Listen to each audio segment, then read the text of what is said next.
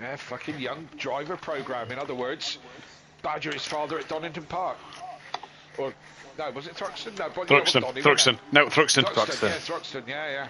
Seems like such a long time ago. Yeah. It's like we'll have to do it again. Thruxton's now just becoming my top 3 British circuits, Kelly. Has it really? Yeah, it really has. Yeah. Excellent. It's a good circuit. Great circuit. Knockhill straight up there as well. That was fantastic as well. If you ever get the chance. Yeah. It's I mean, it's always fucking epic racing there, isn't it? We're ticking a new box this year. Fucking Alton Park. We're going up as well, Alton. We're doing Alton. Who was that? Well, me and Emily are. With kids. Maybe with kids, don't know. Don't know about everybody else, but... Have you all of a sudden just went into the toilet? No, I've just plugged my proper mic in, so I'm stood a bit away from it. Alright, okay. I was like, who's this fucking random guy? Who's this fucker talking to me? Who's this twat? Yeah, no, we're on about doing Alton this year. Excellent. No. Excellent. Yeah, well, that'll be a new one to tick off this year. I'm looking forward to that. All we've got left to do is Alton, Snet, but PN's at Snet, so we're trying to hold off on that one. I go to Snet shit. And Croft. Brands. Croft and Brands. Brands. I'd like to. I've done Silverstone, but not for touring car. Don't go for the touring cars. I wouldn't anyway. Shit, awful fucking track. We did it last year, Kelly, and it's made too much for F1. The viewing experience for touring cars. Yeah. You know what you get at Thruxton and what you get at Donny. Yeah. Is then just taken away at Silverstone. Yeah. Yeah, I know what you're saying. Too set up for. You're too far away. Yeah. The whole thing. Yeah. I get that. From being at Silverstone for the Grand Prix. Skunky's name's there now. Yeah, now he's top of the Said it chart looks at the, like it's doing the driver swap thing. He's put a picture in the chat. Let's have a look.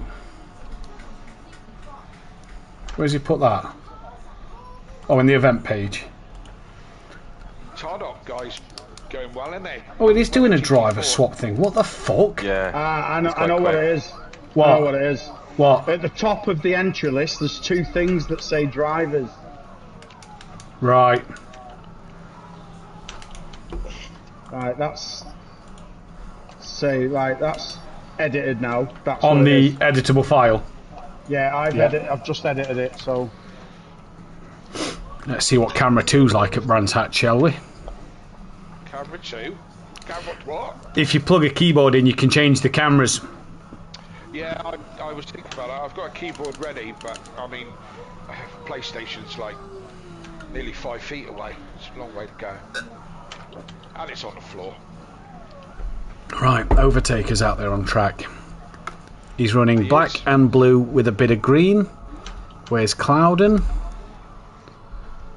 9th. What's the greasy colour?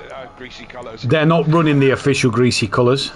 Oh, Clouden is black and blue with a lighter blue. Right, they're all running the same colour. Are they? Yeah.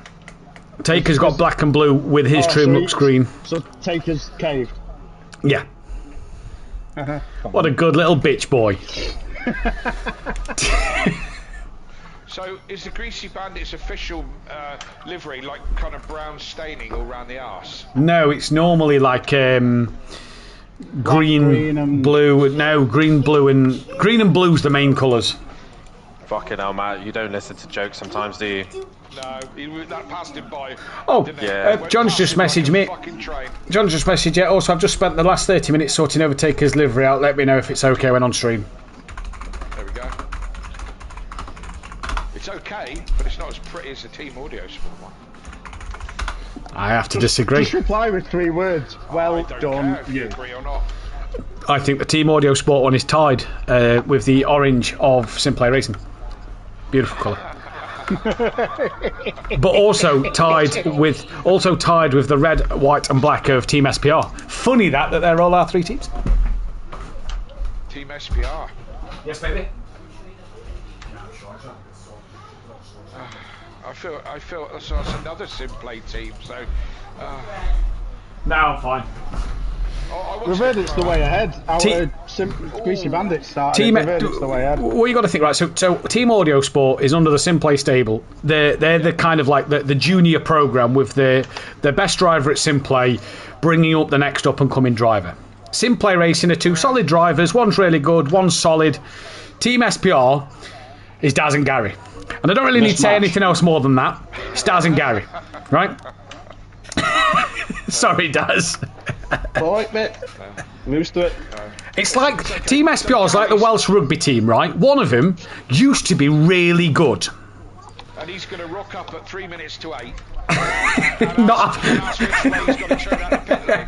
Rock up at 3 minutes to 8. Forget he's even got a setup. Run default in qualifying. Remember he's got a setup.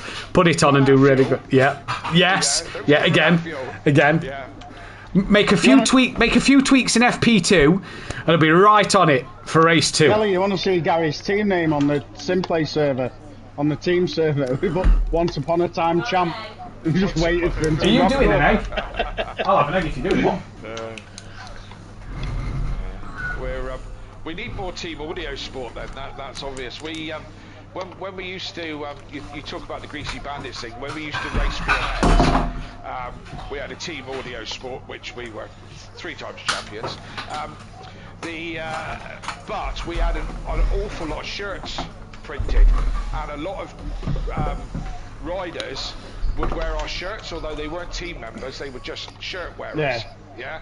So all the haters thought that we were winning championships just because we had so many riders. There was only 10 riders per team, or 6 riders per team, or something like that. But we had about 50 shirts on track, like, you know, on the whole meeting. So that's why they thought we won races, because we just monopolised it. So what we're understanding here, Mike, is Audio Sport are the original. A load of SimPlay Racing orange tops. What we're understanding is that Audio Sport are the original Greasy Bandits. It sounds like it. Yeah. Anybody who rocks up and beat Dan, right? You're a part of our team. Thank you. No. See, I had to put in 2 teams in the end because we had so many riders, right? So, because I didn't want an A team and a B team, I didn't want my B team to feel less important. Yeah. I called it Audio Sport, Team Audio Sport R and Team Audio Sport S.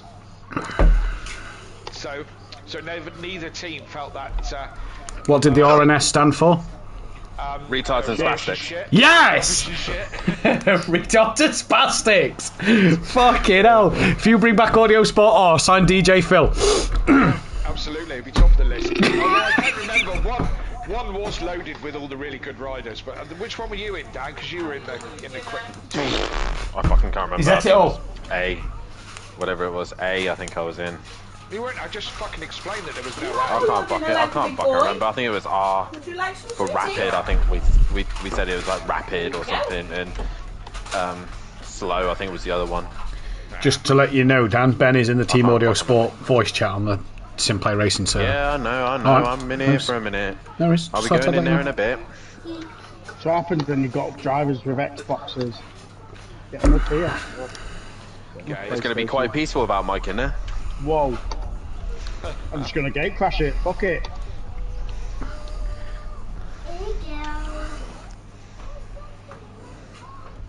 Gate crash it. Fuck it. I'm going to set it so it automatically joins middle of the race. Yeah.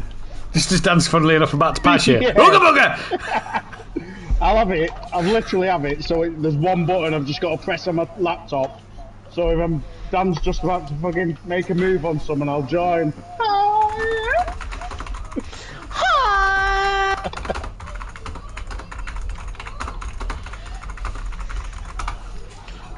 Fuck, it's tight.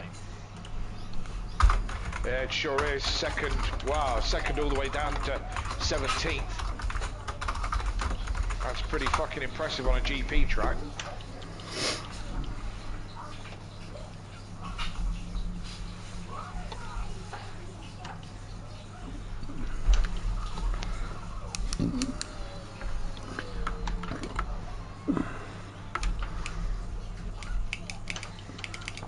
8 tenths. 1.1 separating the top 17. Jesus I Christ. just said that. Is this mic working? No, I heard you. I just. What the fuck, innit? Hey. Honestly. God, Oh. you're gonna commentate like this, are you? Like I'm PN? No, I'll treat you better than PN. Good, thank fuck for that. Half a second separate the top 11.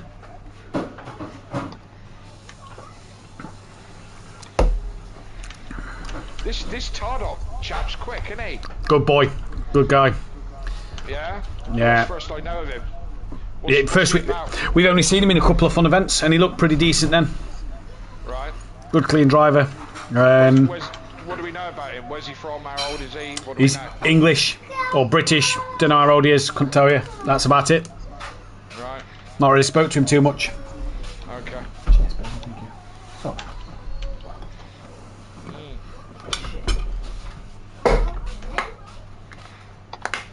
He was quick on Tuesday night in the GT4. Yeah, he was. Wasn't he? He was.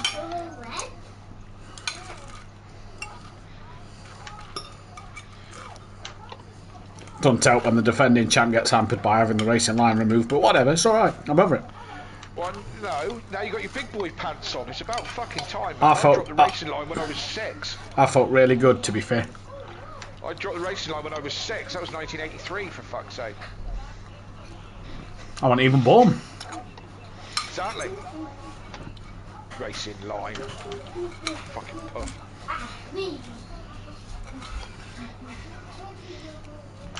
I felt really good without it as well. Good. So you should. Feel like a real person. Yeah, not a fake person. Yeah. Not a virtual person. Your car mic says Matt on it.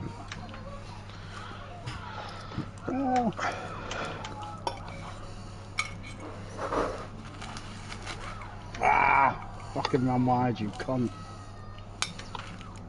That's where I'm gonna get fucking track limits if anywhere, I think.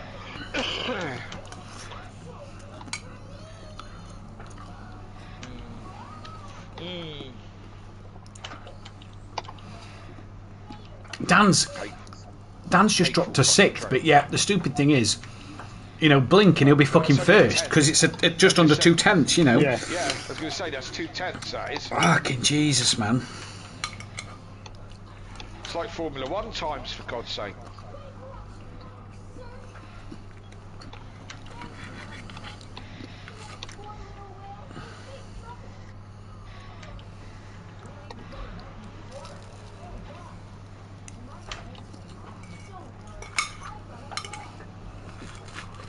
You must Fucking have done lad. you must have done some serious practicing, Mike, to keep your fucking ass in this group. No, No, just my natural. usual routine. An hour on a Monday, or maybe an hour and a half at times. And Thursday. An hour and a half last Monday, he was sweating to beat Dan. Fucking right, I was then. Couldn't leave because the fucking server still had half a bastard hour left, innit? Wanted to get that time on the board. And then it was like, do I stay and do all 3 sectors because I'm fucking in a groove? No, I've got to go. And then that was it. Dan sweated the shit out of it. Put holiday in for work this week. He has Mike. He's been on it 24/7.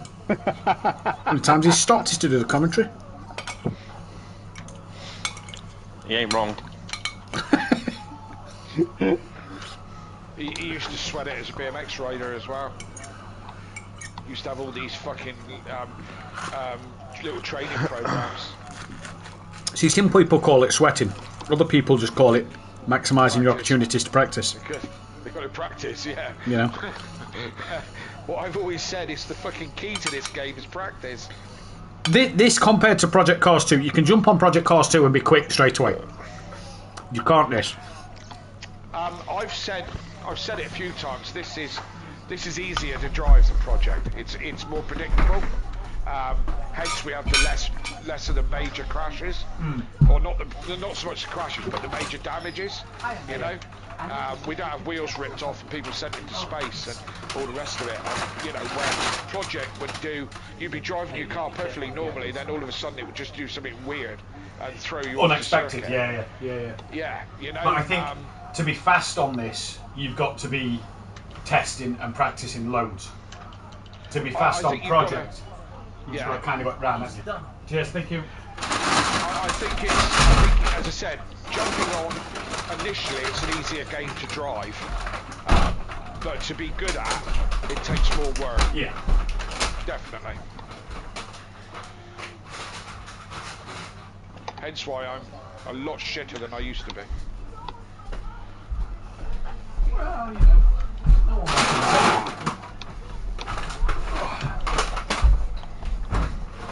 That's why Gary's no longer at the front. Is he in here with you?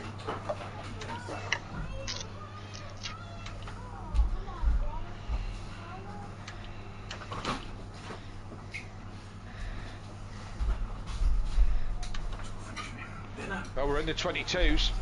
Ew, Tardock. And yet there's still only a second to the top 18. Yeah. What's Tardock in a Mustang? Is that a Mustang? Yeah. Oh, that sector 3 is Fucking a fucking beast. What's he And done? he goes round corners. That's fucking 20 amazing. something 5. 34.5. He's the only one in the 34.5. Hooper is very close again, Mustang.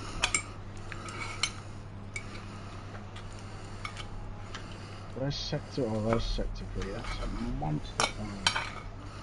O'Reilly's the fucking quickest man in the first two, isn't he?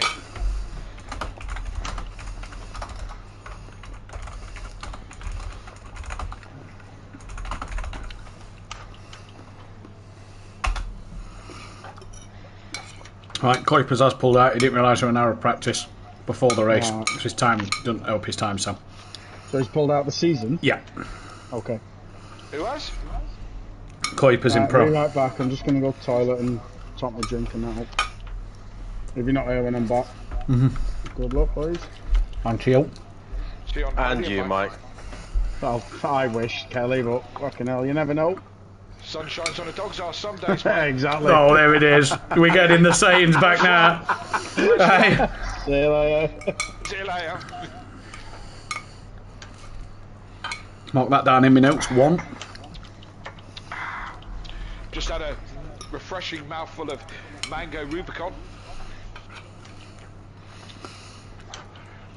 Can you win tonight, Dan? Nope. You fucking better. Did I say your sponsorship deal is on a performance rate? Excuse me, I brought the fucking team back, thank you very much. I bought the fucking team back.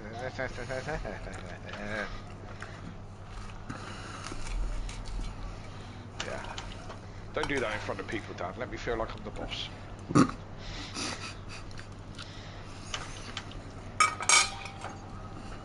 And definitely don't do that in front of the young boy.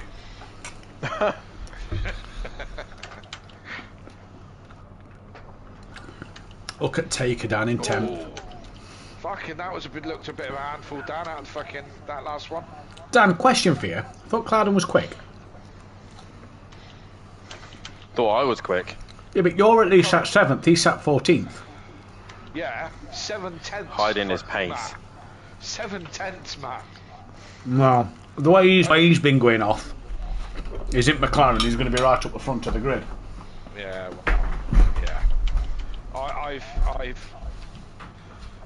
I've rubbed doors with him many times, but I haven't chatted to him too often. And when I have chatted to him, he's an optimistic gentleman.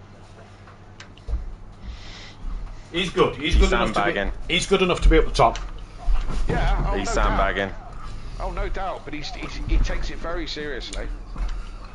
He's sandbagging right now. I think that's his autism, Kelly, that makes him take it so seriously. Do you know what I mean?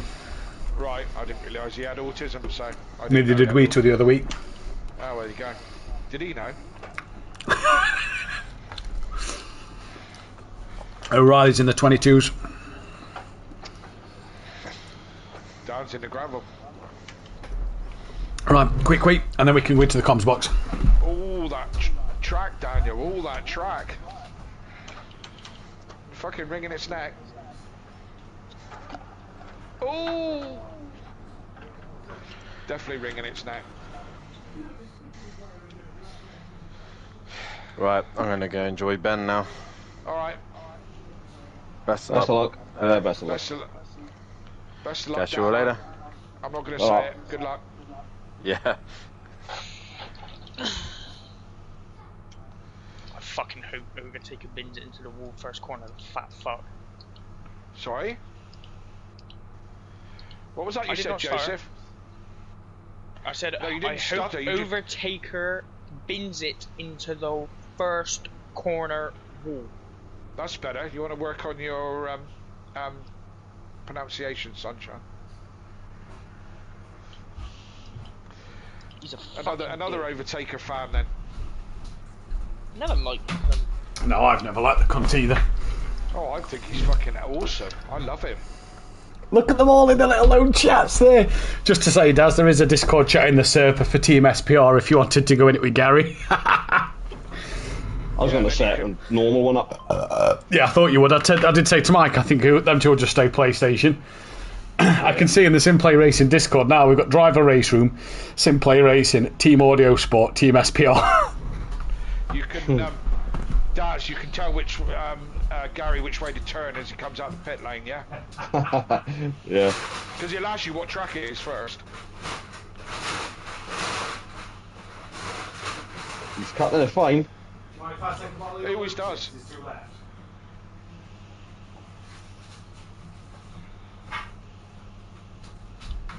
That's Tuesday night. Fucking qualifying 10 minutes. He rocked up with about fucking 5 minutes to go. Well, there's no different than last season. No, he's not. Right, best of luck, Daz. Best of luck, Joe. Yeah, Kelly, I'm going to start the jump comms out as box. well. Okay. See you later. Catch you later, boys.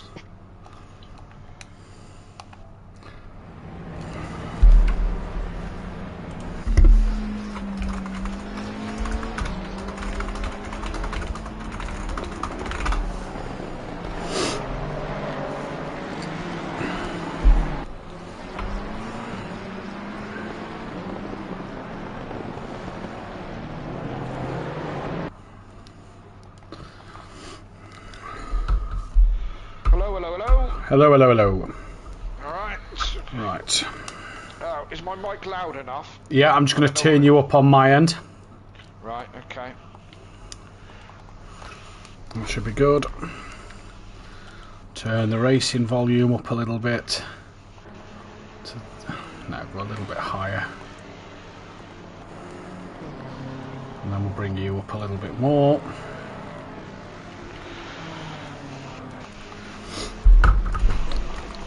Right. Let's go live. Let's do it.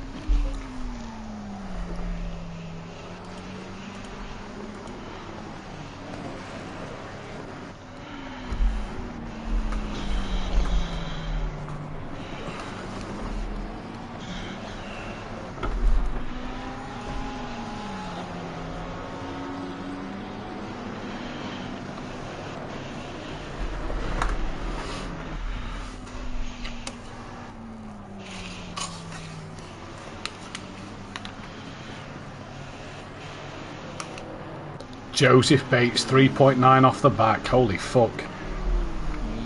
That's disappointing, isn't it? That's, yeah. That is well down here. Is that because he's being outclassed, or I think because he's been he's away. in the Beamer? I think because he's been Yeah. away, dude. No, because look at Harris, only half a second off in the Beamer. I think it's because he's not raced.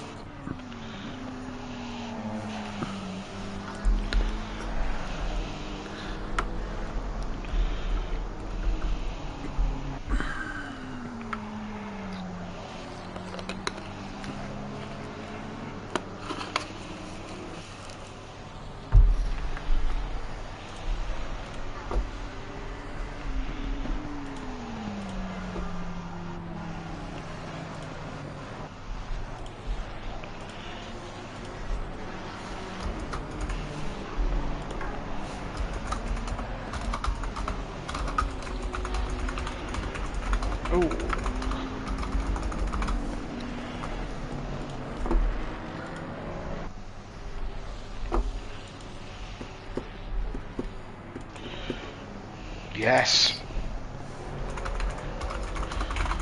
What are you yesing at? Pole. Go on, Kelly. Oh, the pole, yeah. The pole.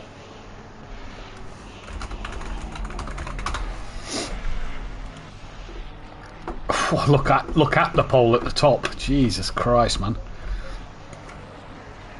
Oh, is he Polish?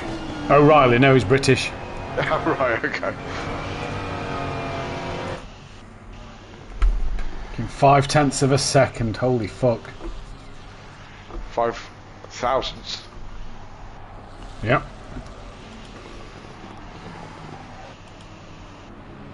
The whole top 10 is in half a second. Ish. Christ, the second down to 19th. Yeah. Joe's just found a second. I feel his pain. Just found a second, feel like a hero, and then find you're still 2.2 off the back. I know that pain. Oh dear, man.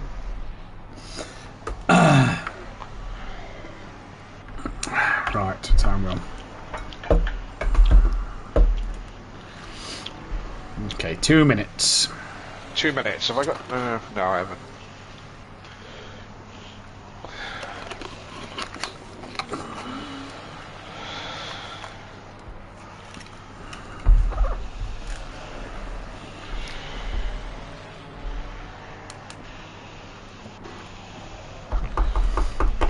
At least it's not going to be as chaotic as the last 2 nights.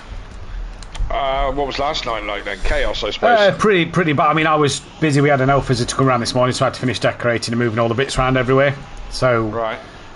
I was helping Monkey and Kieran, but didn't get to see a lot of it. But with 30 odd cars, it looked fucking, yeah. Yeah, I can imagine. Yeah. At least with 20 odd cars, there's a bit more breathing space to qualify in. Yes. Yes. 30 cars. And I've gone to them days of fucking Project Cars 2, we're only 16. No. Gone are those days of being at the sharp end of Pro-Am, I'm reckoning. Don't know, I'm going to practice. The few tracks I'm going to race, I'm going to practice pretty hard to try and be quicker. 30 seconds, yeah, may as well. 30 seconds.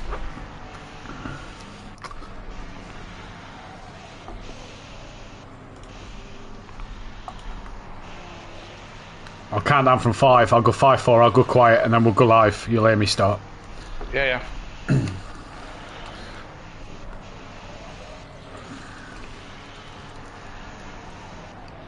5, 4. Good evening, ladies and gentlemen, and welcome to SimPlay Motorsport. You've had a bit of a teaser of what this season's going to bring on Tuesday and Wednesday night with our fantastic GT4s and the Pro-Am category. But my oh my, do we have something in store for you tonight. In the pros, the best of the best here at SimPlay are back out on the grid. And as you can see, 1.2 separate the top 19. It is scary close at the front and middle and back end of this field. It's been a long time coming since we've had a pro grid this tight, and it's anybody's game this season.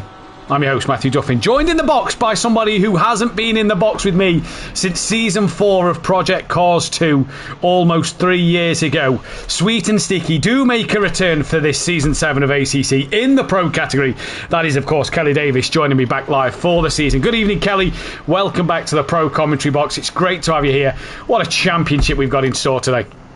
Absolutely, and it's great to be back, Matt. Hello, everyone, and it is great to be back. And could this be the best pro season that we've ever had? Well, because you and me are in the box, that's enough to make it the best. But look at this grid. I am so hyped for this season. I think it's going to be thrills and spills all the way up and down the grid.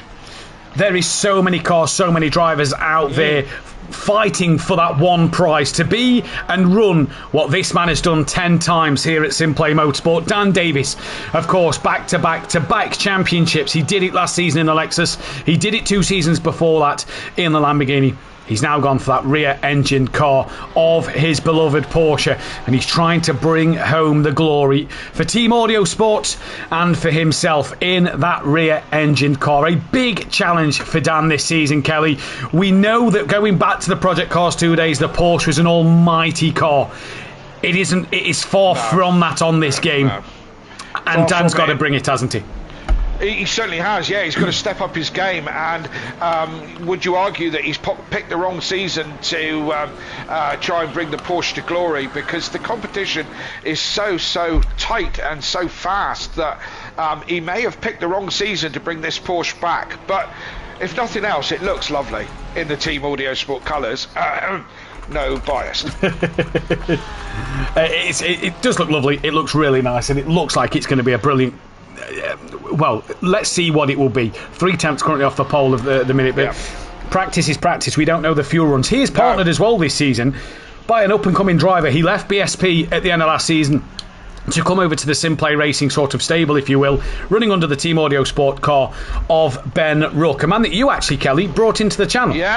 Yeah, absolutely. I did tease that there was a story that goes with Ben. Yes, when we were at Donny Park, Thruxton even, last year, we met Ben. He was doing a challenge on a sim rig for a prize, and went up against Dan and beat Dan to that prize at first, and then Dan spent all his pocket money being the quickest, like Dan does, and ultimately took the prize. But what we gained out of that was Ben joined us at SimPlay, and has been with us ever since. Yeah, 2 very good seasons for Ben. He stays in the Aston Martin with Team Audio Sport and team with a 10-time champ. We move from the Drivers' Champ to the current Constructors' Champions, and that is SimPlay Racing. Mike Matthews still keeps that name, and a change of colours for the team this year, the orange and grey. For him, being paired with the very quick Kieran O'Reilly, running in the Honda. Again, we said about the Porsche, not everybody's cup of tea, very strong car choice. The Honda is, again, a lot better than its Project Cars 2 days. Still not, is it a front runner? O'Reilly's going to, show us all about that. Absolutely. Sorry, Kelly. Yeah, I was just going to say he's a quick boy. He was flying in the GT4s on Tuesday night, and I've gone wheel to wheel with him last season. This guy is a real contender this year for this championship. We join then MSA Racing of Tardok and Sylph. What a partnership that could be for these two, and what a driver lineup that is. 2 very quick boys, the old school racers down the order of Skunky, and new teammate this year of Viper. He promises to be a strong driver as well. The Greasy Bandits Racing stable and one solo team in the Pro Championship this season, running with Jamal Clouden. As always, he's teamed by the one-time Pro Champ of Overtaker. What a lineup, Kelly, that is. We know what Overtaker has been capable of in the past. Maybe not seeing Overtaker at his best nowadays with such a strong field, but we know what Overtaker can certainly do. Yes, absolutely. Again, been with us a few years now. Raced him many times. Well, let's say he's lapped me many times. When he's got on his A game, he's a strong competitor. Clouden as well, gone wheel to wheel with Clouden a few times in GT4. A great racer. Strong, aggressive, likes to win, takes things seriously. A strong pairing. Definitely. Indeed it is. Quantum Motorsport then reunite as a great duo. The former Porsche Carrera Cup driver 10 or 12 years ago of Fraser O'Brien will be paired with that of Matt Wright in the Nissan this year. We then have Effect Motorsport making a return back to the channel with Dennis Newman, and that of Tobias Hoffer running in the Bentley. Now, I'm a huge Bentley fan.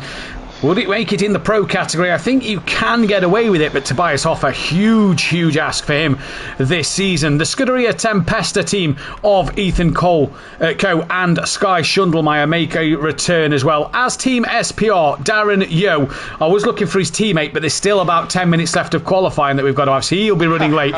He stays with the fashionably late, the two-time champion Gary Leach for this season. Then we have numerous drivers. The Team FBR chaps as well. Sorry, Richard Beasley not here tonight. Team FBR of Michael Harris and Richard Beasley. We've then got some solo drivers of Patrick Leisure running down there. Unsworth is with us as well, as Joseph Bates makes a return in the Red Rum racing car, and I'm just looking for any others. We've got Ian McGowan back in as a reserve, and Hoopert in as well. But if you look at the top three, I mean, do I need to say anything? 5,000ths of a second separate the top three. Half a second separate the top 13. 1.2 separate the top 20. Is there any wonder? Is there any words, Kelly, for this? Yeah, amazing. If the early times are what the season is going to be like, it's going to be hectic. Remember, this is a GP track. This is the long version of Brands, not the short one, not the Indy track. It's the full GP. So it's a proper length track, and you've got a second between the top 20. You know, so with that in mind, how's that going to translate into racing? Well, I think there's going to be multiple winners this year. The slightest mistakes, you're going to pay very dearly for, Matt. I don't think you're going to get a runaway driver. I really don't. I think we could be looking at a previous Formula 1 season, maybe touring car season, where you could go into the first 6 or 8 races and have 8 different winners, Kelly. It is that tight, it is that close.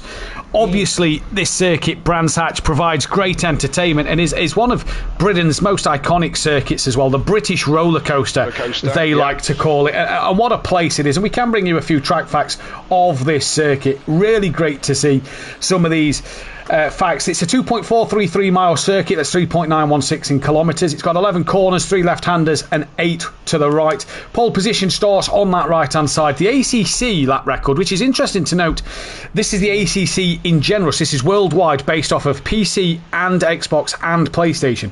It's a 1 minute 21.9. We're currently 9/10 off that pace. That was done as well in a BMW M4. So interesting to keep our eyes on there. The most successful drivers around this circuit is Overtaker, and I can tell you he has 2 poles and 3 wins. And is that of Dan Davis with 3 poles and 2 wins, because Mr. British Tracks loves to go around these places. He loves to put on a great show for us around here. As much as he may say that he dislikes them, we know that Dan has a secret love for these British circuits. Well, he certainly does do well at them, that's for sure. In store for you. And what we will mention as well, actually, but just before we get into that qualifying session, is you want to join us for this special event of the Nordschleife, the Nürburgring 24-hour race on the 3rd of May. Qualifying will be on the 2nd of May. We're going to sort out a sign-up procedure for this. It is a team event for a 24-hour race in honour of Cancer Research UK. There will be a link to the Just Giving page in the Discord, and we'll be posting that and sharing that around as soon as possible. That is obviously in aid of Cancer Research. Brought to us by Paul Williams, who has had some family members at the moment go through cancer and are being treated for that, and hope all is well with them. So it's a real eye-opener. We did this a few years ago, Kelly, didn't we, at the Nordschleife? Yes, we did. In honour of Sabine Schmitz, and we raised, I think, just over £1,200. And it was a real good event. Me, you and Dan did the whole 24 hours. You and Dan sharing a drive and commentary with myself. It was a brilliant night. And this event, again, is just going to be another fantastic event. It certainly is. And have you driven the Nordschleife on here? Yes, did it last Sunday. It's hectic. It's so incredibly hard. And I'm a Nordschleife fan. Any game that has ever had the Nordschleife on it, I've played it and driven it and so on and so forth. It is rock hard on ACC, absolutely rock hard. So it is going to be a challenge for drivers to one, go the distance, and to the challenge of the track itself. It's going to be a great event to watch. Unfortunately, I won't be able to drive, but I will be part of the commentary team throughout the 24 hours. It's going to be fantastic nonetheless, and we hope you can join us. The sign-ups for everything will go out momentarily or later this week, if not into next week, so we can get that sorted and ready for people to start signing up for that one. This is where we're going to need commentators, we're going to need drivers. It's just going to be a huge event. What a day that is going to be. We're going to need coffee, cakes, food, everybody. Make sure your family members, your partners are all on standby to fill you up with food and drink, because you're not going to want to move. It's going to be a cracking event, and we're going to be, channels are going to be open for everybody to join us in the comms box, no matter who's on comms or doing a stint. It's going to be brilliant. We are, though, on qualifying now. Hooper is the first man to set a competitive lap time, and it's hard, Kelly, because I'm looking to do a poll here, and I'm kind of having to go based off of that practice session, but I don't want to disclude our current champion, so I'm going to add him into the poll. And it's just hard to pick 4 drivers who's going to take this pole position. The poll goes out. You can vote amongst yourselves on who you feel will take that. I've gone for Dan Davis, Kieran O'Reilly, Tordock and Sylph. If you disagree with any of them, please comment who you think will take pole position. Let's run through the chat. We've got Lexi, our Pro-Am commentator, who will hopefully be here next week from next week in the chat with us. Fury's granddad, Diego Flores, a.k.a. Playerman. We've got Jota in there, as well as Gary Clarble. Chris, Ben's dad, is in the chat. Pierre Motorsport is in there, as is Old Sim Racer. Rob Smith is with us, as is Tips. And then scrolling through as well, we also have Peaceful Stepdad, who says, good evening, Matt and Kelly and everyone racing tonight. Great having you back on, Kelly. Oh, and it's great to be back. And keep the comments coming in the chat. We want to give the chat, keep it very lively, keep it very much you guys chatting and giving us your comments. Comment there from Rob Smith saying if it was anywhere but the North Schleifer, he'd get involved. I totally understand that. And how his daughter's just coming out of treatment for leukemia. Yeah, absolutely. Our hearts go out to anybody suffering with cancer, leukemia, any of those things. And, we'll do our best to raise some good money for the great causes. Indeed we will, as qualifying lap times are coming in thick and fast at the moment. We've just seen a couple of the cars coming over the line. I noticed that Mr. Gary Leach has got into the session, running in a new number.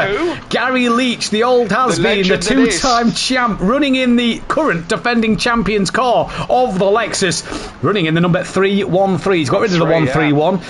The reason why he's got rid of the 131 is because somebody is taking it in his racing in real life, so he's having to run a different number this season. Damien Hibbs, I'm here as well. Go Cloud and an Overtaker, says Hibbs. Get to know commentator time. Save your fave track. Say your fave track in the UK. Donington Park. Donington Park. There we go. That was the shortest conversation ever, Lexi. Try worldwide instead.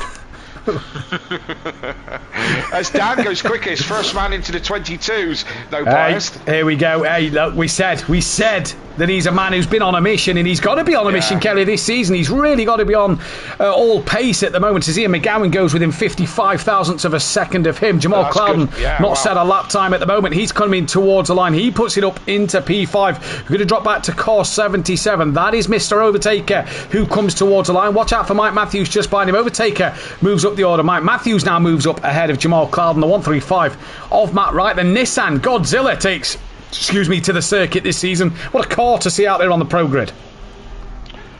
Absolutely. What are we? Matt Wright. Is that what we're talking? Oh, look at that. What's that? That's the Nissan. That's GTR. Oh, yeah, the GTR. Yeah. Another one that was complete rubbish on Project Cars, but I don't know what it's like here. I haven't driven it, so yeah.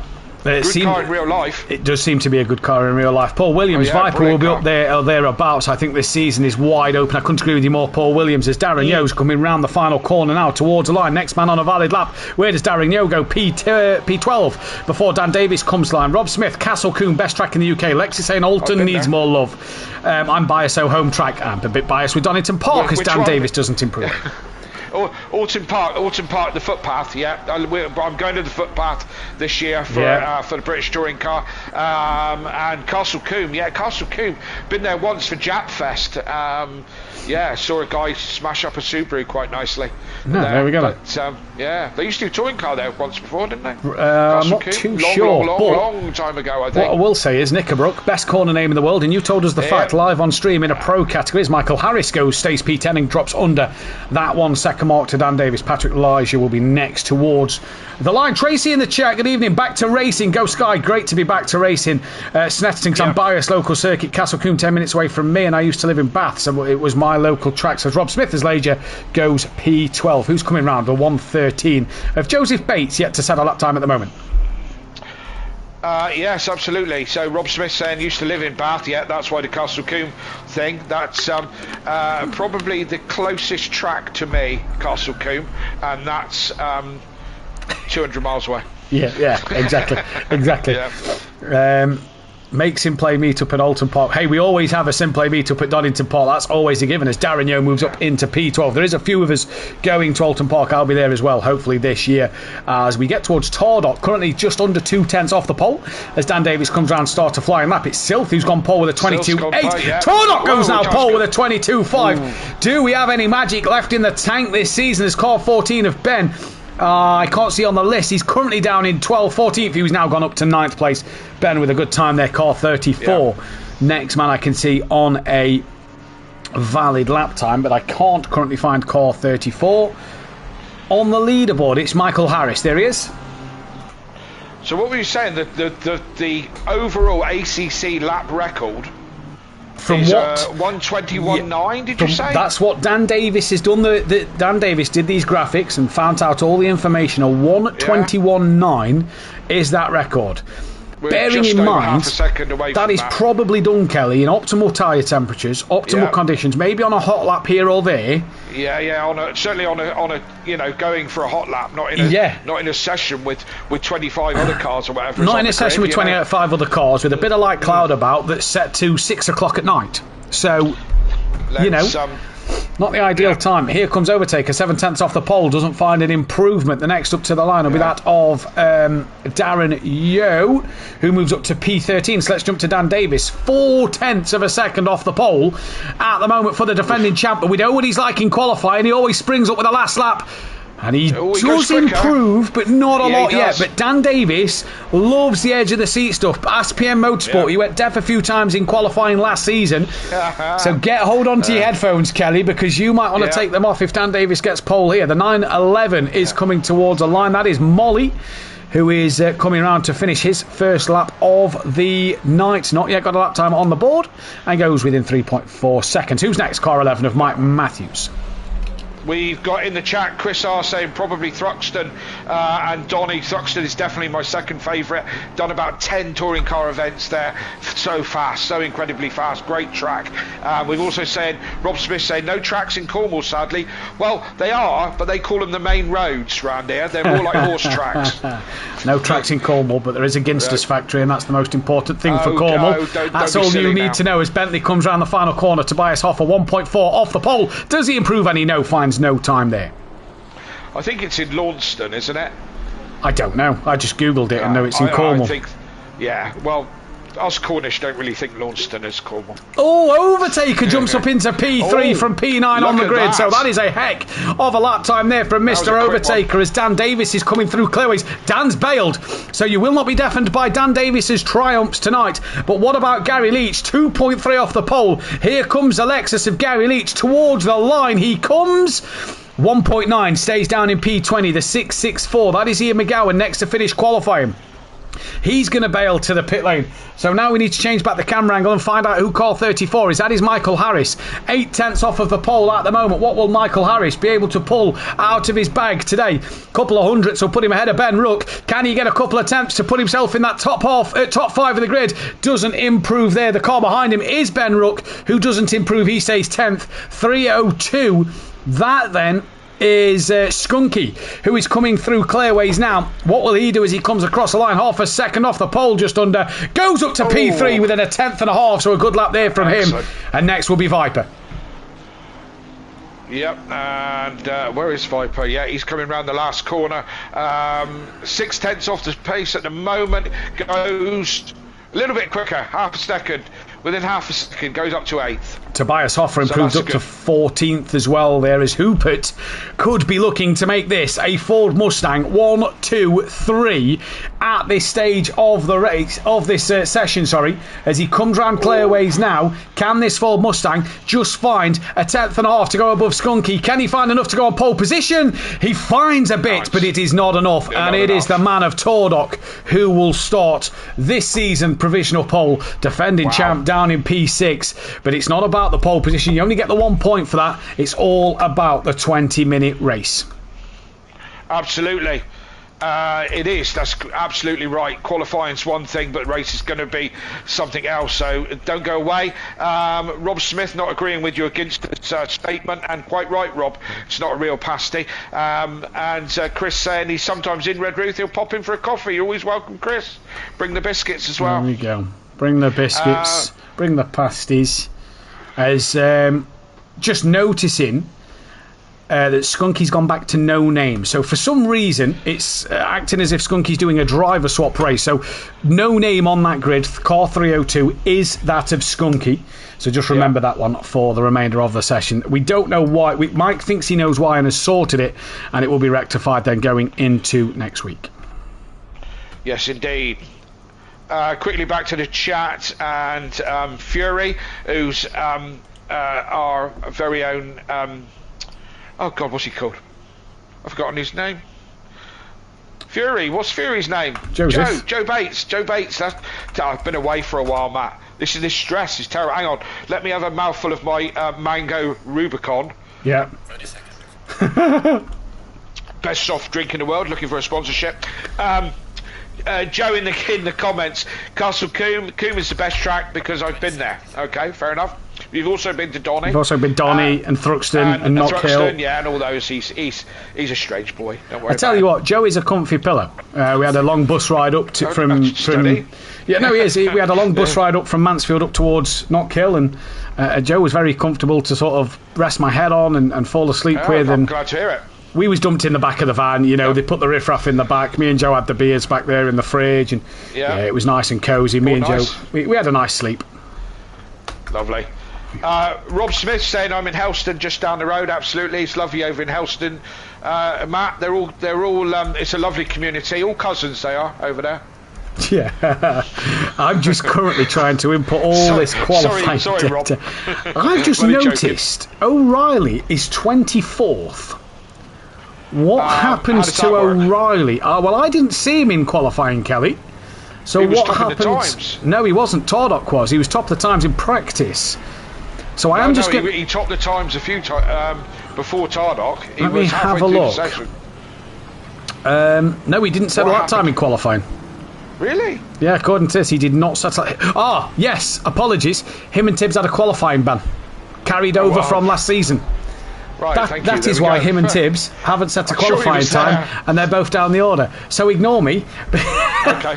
Right. Yes. There we go. That is why O'Reilly didn't qualify. 1 second, Matt. I have. I'll be back. 2 seconds. No problem. 17th place was Patrick Ledger then at this stage of the race. Don't forget it's a point for that pole position. So that point will go the way early on of that of Tordok. So he managed to take a early point as they come through this Brands Hatch GP circuit. Molly was down the order in 22nd place. Kuipers then not here for this season. He's already had to pull out. The time schedule doesn't work for him. So 18th place was Unsworth. There is no Richie Michelle, your current defending Pro-Am champion here at the moment tonight. Ian McGowan was up the order in P7. Good qualifying for him. There is no Diz tonight. There's no Nova and there's no Ellie tonight. So them three people are not here. Tordok was pole. Sylph was second place.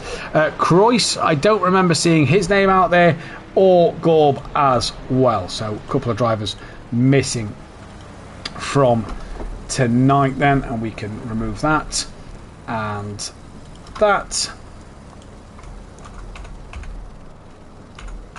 as the drivers are coming round to start or to get ready to start this race. They line up double file. We've gone on the helicopter camera to bring us this action at the front of the grid. Beto's in Derbyshire. There we go, Beto. good. If you go to Donington Park, I'll be able to see you there. Mike reminded me that they have a ban. Thank you, Mike. Good evening to Jackson in the chat, as well as Hypertech, who says, hello, chat. Hello, Hypertech. I'm great here. There's so many Cornish at SimPlay. I'm in Camborne, but the posh end. The posh end? Of Camborne, apparently. That would be East Camborne. Either way, we are, Kelly, about to be, for the first time in Season 7, here on this almighty Pro Grid. There is a gap on the grid, but it is green and go, and I'm not sure why there's a gap on the grid. There's two cars within each other. Yep. That might be because of the fact that Skunky's got no name, and it's just glitching that grid ever so slightly. They come apart and come down the hill. Through Paddock Hill they go, up the hill towards Druids now. The helicopter doing brilliant shots here at the moment as the two teammates go side by side. Skunky as well, side by side with Hoopert. Onto the grass goes Skunky. Overtaker may fancy a bit of a look around the outside of Graham Hill. Dan's now going to capitalise up the inside there of Mr. Overtaker. How many battles these two have had over the season, but it's Dan Davis looking up the inside in towards Surtees. There you go, and they both have a bit of a touch. That is McGowan off. Thank you, Kelly, in the background, and we're seeing that Overtaker loses out a lot of momentum through Surtees. He's now got that of Viper on the back of him coming down towards Hawthorne Hill, but relatively, in fact I say relatively, what has happened back there? It is chaos down the back order. Yes, indeed. Clouden was round. I'm back at the front myself, watching Tardock. He's had a great start, doing what he needs to do. But there's been some dramas. McGowan, Clouden, all in trouble. Yeah, they are all in trouble. O'Reilly was involved in that one, as well as Jamal Clouden in this race at the moment, as we change the camera angle now. The 135 and the 35, I believe that is that.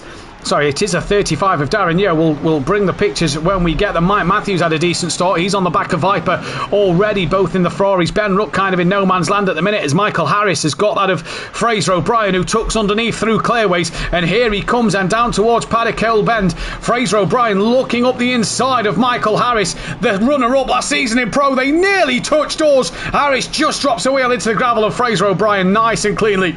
Through he goes and moves up into P10 at the moment. But what a start to this race, as Darren Yeo is already in the pits. Absolutely, a cracking start. Not too many casualties, the odd one or two. Not bad considering the side of the grid. But they're all line astern still from first place back to... all the way back. I'm watching Mike Matthews at the moment, who's right up behind Viper and giving him a hard time. But everyone else still quite close. They are quite close at the minute. I'm on board with Molly so far, down in 17th place on the back of Joe Bates. Joe's got a bit of damage to the front of that BMW. Unsworth as well looks like he's pretty heavily damaged. He's got Ledger going around the outside of Hawthorne's. McGowan's just waiting just behind Matt Wright with some damage to his car. O'Reilly, I'm just trying to see that Honda. It doesn't look too bad. So was he just slow while all the carnage commenced in front? But Darren Yeo and Jamal Cloud are both in the pits. Early casualties with the pit window yet to open. As Dan Davis, look at this, attacking the back now of Skunky in towards Clearways. There you go, Kelly. Oh, they touch.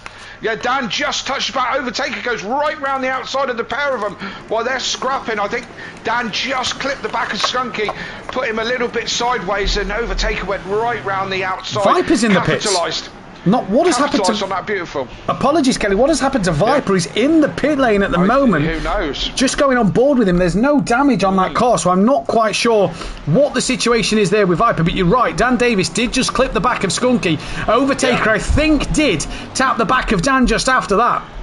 And but it gave Overtaker the momentum to go round the outside of both Skunky and Dan. Mike Matthews now on the back of his former teammate and three-time Constructors winner with him, of that of Dan Davis. This is a real dogfight at the minute out for this position. And this is all for fourth place, Kelly. They're not near the podium yet, as Mike Matthews pulls out and has a look on Dan.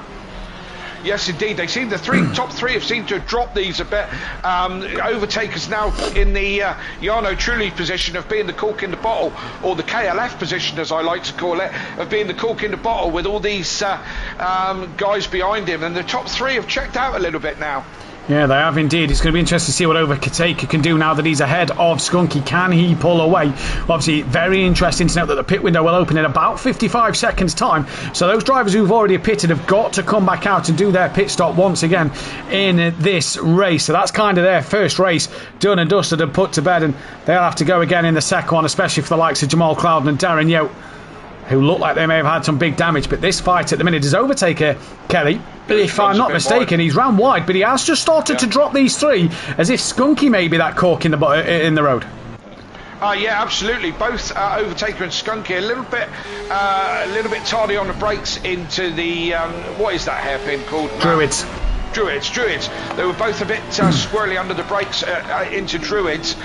Dan a little bit cleaner, so he's all over the back of Skunky. But yeah, again, the top three are pulling away. Now 3 seconds out up the road from this group. And it's fascinating to see that 2 seasons ago the Ford Mustang came on deadline day for everybody to pit their cars. Now look, it's 1, 2, 3 and 4 in this category at the moment. What a job for these Ford Mustangs. Dan Davis, though, on the rear wing of Skunky here, not looking very comfortable in that Porsche. Just behind him, he's got Mike Matthews really hassling him, and it's gloves off now between these two former teammates for 3 seasons.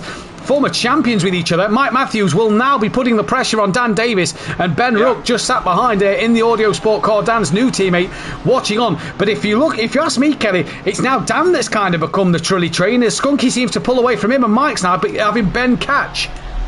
I'm just on board with Gary Leach at the moment, who's having extreme pressure from the gentleman behind him, who I don't know how to pronounce. There we go, that's the chap. As he goes right round the outside in the last corner on Gary Leach. It takes a brave man to do that on Gary, but he goes right round the outside there, side by side, as they go over the line and into the first corner. But Gary keeps the inside line and keeps the picture.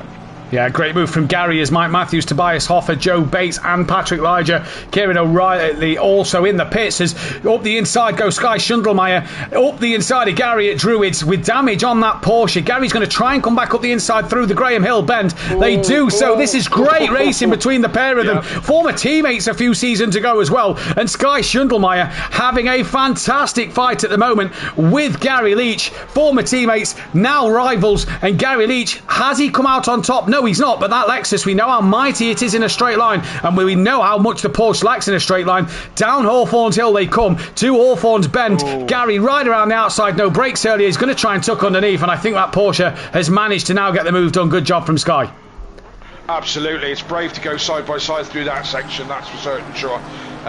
Both come out unscathed, although Gary goes a little bit wide now, but yeah, I think the Porsche has got the job done now.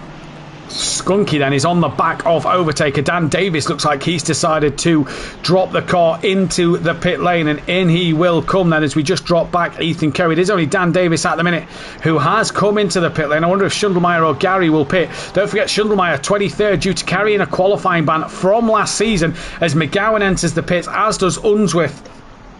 What about Matt Wright? But this is going to be an interesting watch now, Kelly, because it's a 25-second stop and hold pit stop for these drivers this season. They've got to add at least 1 litre of fuel, but regardless, it will cost you 25 seconds. And I've got a little bit of information in front of me. They don't have to change their tyres. No, Brands Hatch for the 25-second pit stop will cost you 51 seconds of your lap. So you will lose 51 seconds. If you've changed tyres, that is 54, which is around 64% of the lap. Dan Davis has gone green as Mike Matthews comes round the final couple of corners. I believe Dan is now just off the limiter. And well, the undercut for Mike, he tried to get out in clear road, but it hasn't worked. Dan Davis has managed to gap Mike, if anything. Absolutely, I think that panned out better for Dan on that one. So so we'll see when it all shakes out where he is in relation to Skunky and Overtaker when they make their pit stop sometime in the next 6 minutes. Which begs the question for me when I look at these, when I look at the timing screens, is that is O'Brien going to come into the pits now? I want to see Mike's time to Dan. It's 3.3 seconds, so no, he probably didn't change tyres. Good evening to Aaron Myers in the chat and to Wolfgang as well in there. It's great to see you both. Let's look at this for a fight just ahead of Ben at the moment. That is Skunky putting a lap on car number 114. That is Unsworth, who has just came out of the pits. So Unsworth at the moment has now just been pitted, came out right on in the back of the leaders, as we can see that O'Reilly as well is about to be lapped by Tardock. But don't forget, these drivers have still got a pit. O'Brien, Coe and Molly are the drivers in the pits this time around. Joe Bates is in the pits once again, so he's had a bit of a shocker. Darren Yo still has to pit, and he's got to be forced to go on. So does Viper as well, sorry. So it's going to be interesting to see, but At the minute, what a fight it has been out front. Silf and Hoopert now going hammer and tong in the two Ford Mustangs, running similar colours, so they must know each other out of this. But obviously, two-man team. Hoopert not able to be in the same team as Tardok and Silf, and so far so good. If you are that of the Ford Mustang and the NSA pairing of Tardok and Silf so far, that is a great start to what this championship will be. Yes, absolutely, and great to see indeed. Mike Matthews, Kelly, has been jumped by that of... In fact, I think Mike's had a problem because he's been passed by Viper and he's been passed by... jumped in the pits by Fraser O'Brien. So... Yeah, I was just... I'm on board with Fraser O'Brien, actually. And the timing screen was showing him in front of Dan, but he's not. Dan is the highest man who's pitted at the moment, be it some 24 seconds off the next guy. So I mean, he's not going to shake out in the lead, but he's the highest at the moment. We'll see. The other guys are going along with this. The top 10 still haven't pitted with 4 minutes to go. It's going to get busy in the pits in a minute. Well, Ben's just completed his stop. He's on pit exit now. Dan Davis should clear Ben Rook, and Ben actually comes out the pit lane now, and there goes Dan Davis past Ben Rook. So Dan, still that net leader of the pit runners. Fraser O'Brien's not a million miles behind Ben, so he's going to have a chance to catch onto the rear of Ben. Dropping down the order to McGowan, who is on the back there of Ethan Coe. This is 4th position within a 10th. Whoa, there goes Sky Schundelmeyer out the pit lane, and now Schundelmeyer into the thick of a fight with his teammate and that of McGowan and Patrick Lyger not far in the background. This is for 15th, 16th, 17th and 18th place. 4 of them hammer and tong, on the 2 Scuderia Tempesta cars are in this fight as well. And great fights all around at the moment, Kelly, as Harris, Skunky and Overtaker all enter the pit lane. So it's going to be interesting now to see where Dan is in relation to them. Absolutely, and what a fantastic team name, Scuderia Tempesta. Brilliant. What a fantastic team name. Wish I'd thought that one. It was a bit longer than that, but we had to tell them to shorten it because it was too long and you wouldn't be able to read it on the broadcast. So they have had to shorten that. I can't remember what it was at the time, but what a fight this is between Ethan Coe and Sky Schundelmeyer, and then that of Ian McGowan at the moment with Lyger. And as well, 4 different manufacturers: McLaren, Porsche, Ferrari and Lamborghini. Overtaker's away. He's in front of Skunky as they pull out from the pits. And they're not off the limiter yet, though. They're not off the limiter yet. Taker is off the limiter. Skunky's now off the limiter. And Dan will feed in between the pair of them. He's got Skunky jumped, but he didn't manage to get Overtaker. Ben, though, is on the back of Skunky in the background as Dan. Was that a flash of the lights, or was that the flicker of the sun through the trees? I'm not quite sure. I know the Porsche's got a very good flash on this game as Viper comes into the pit lane, but Dan now on the back of what was once his fierce rival. Yes, indeed, these two have gone wheel to wheel so many times. They know how each other drive, so it shouldn't be a problem to them. But Dan doing well there. He's using the strategy to his advantage and making up places.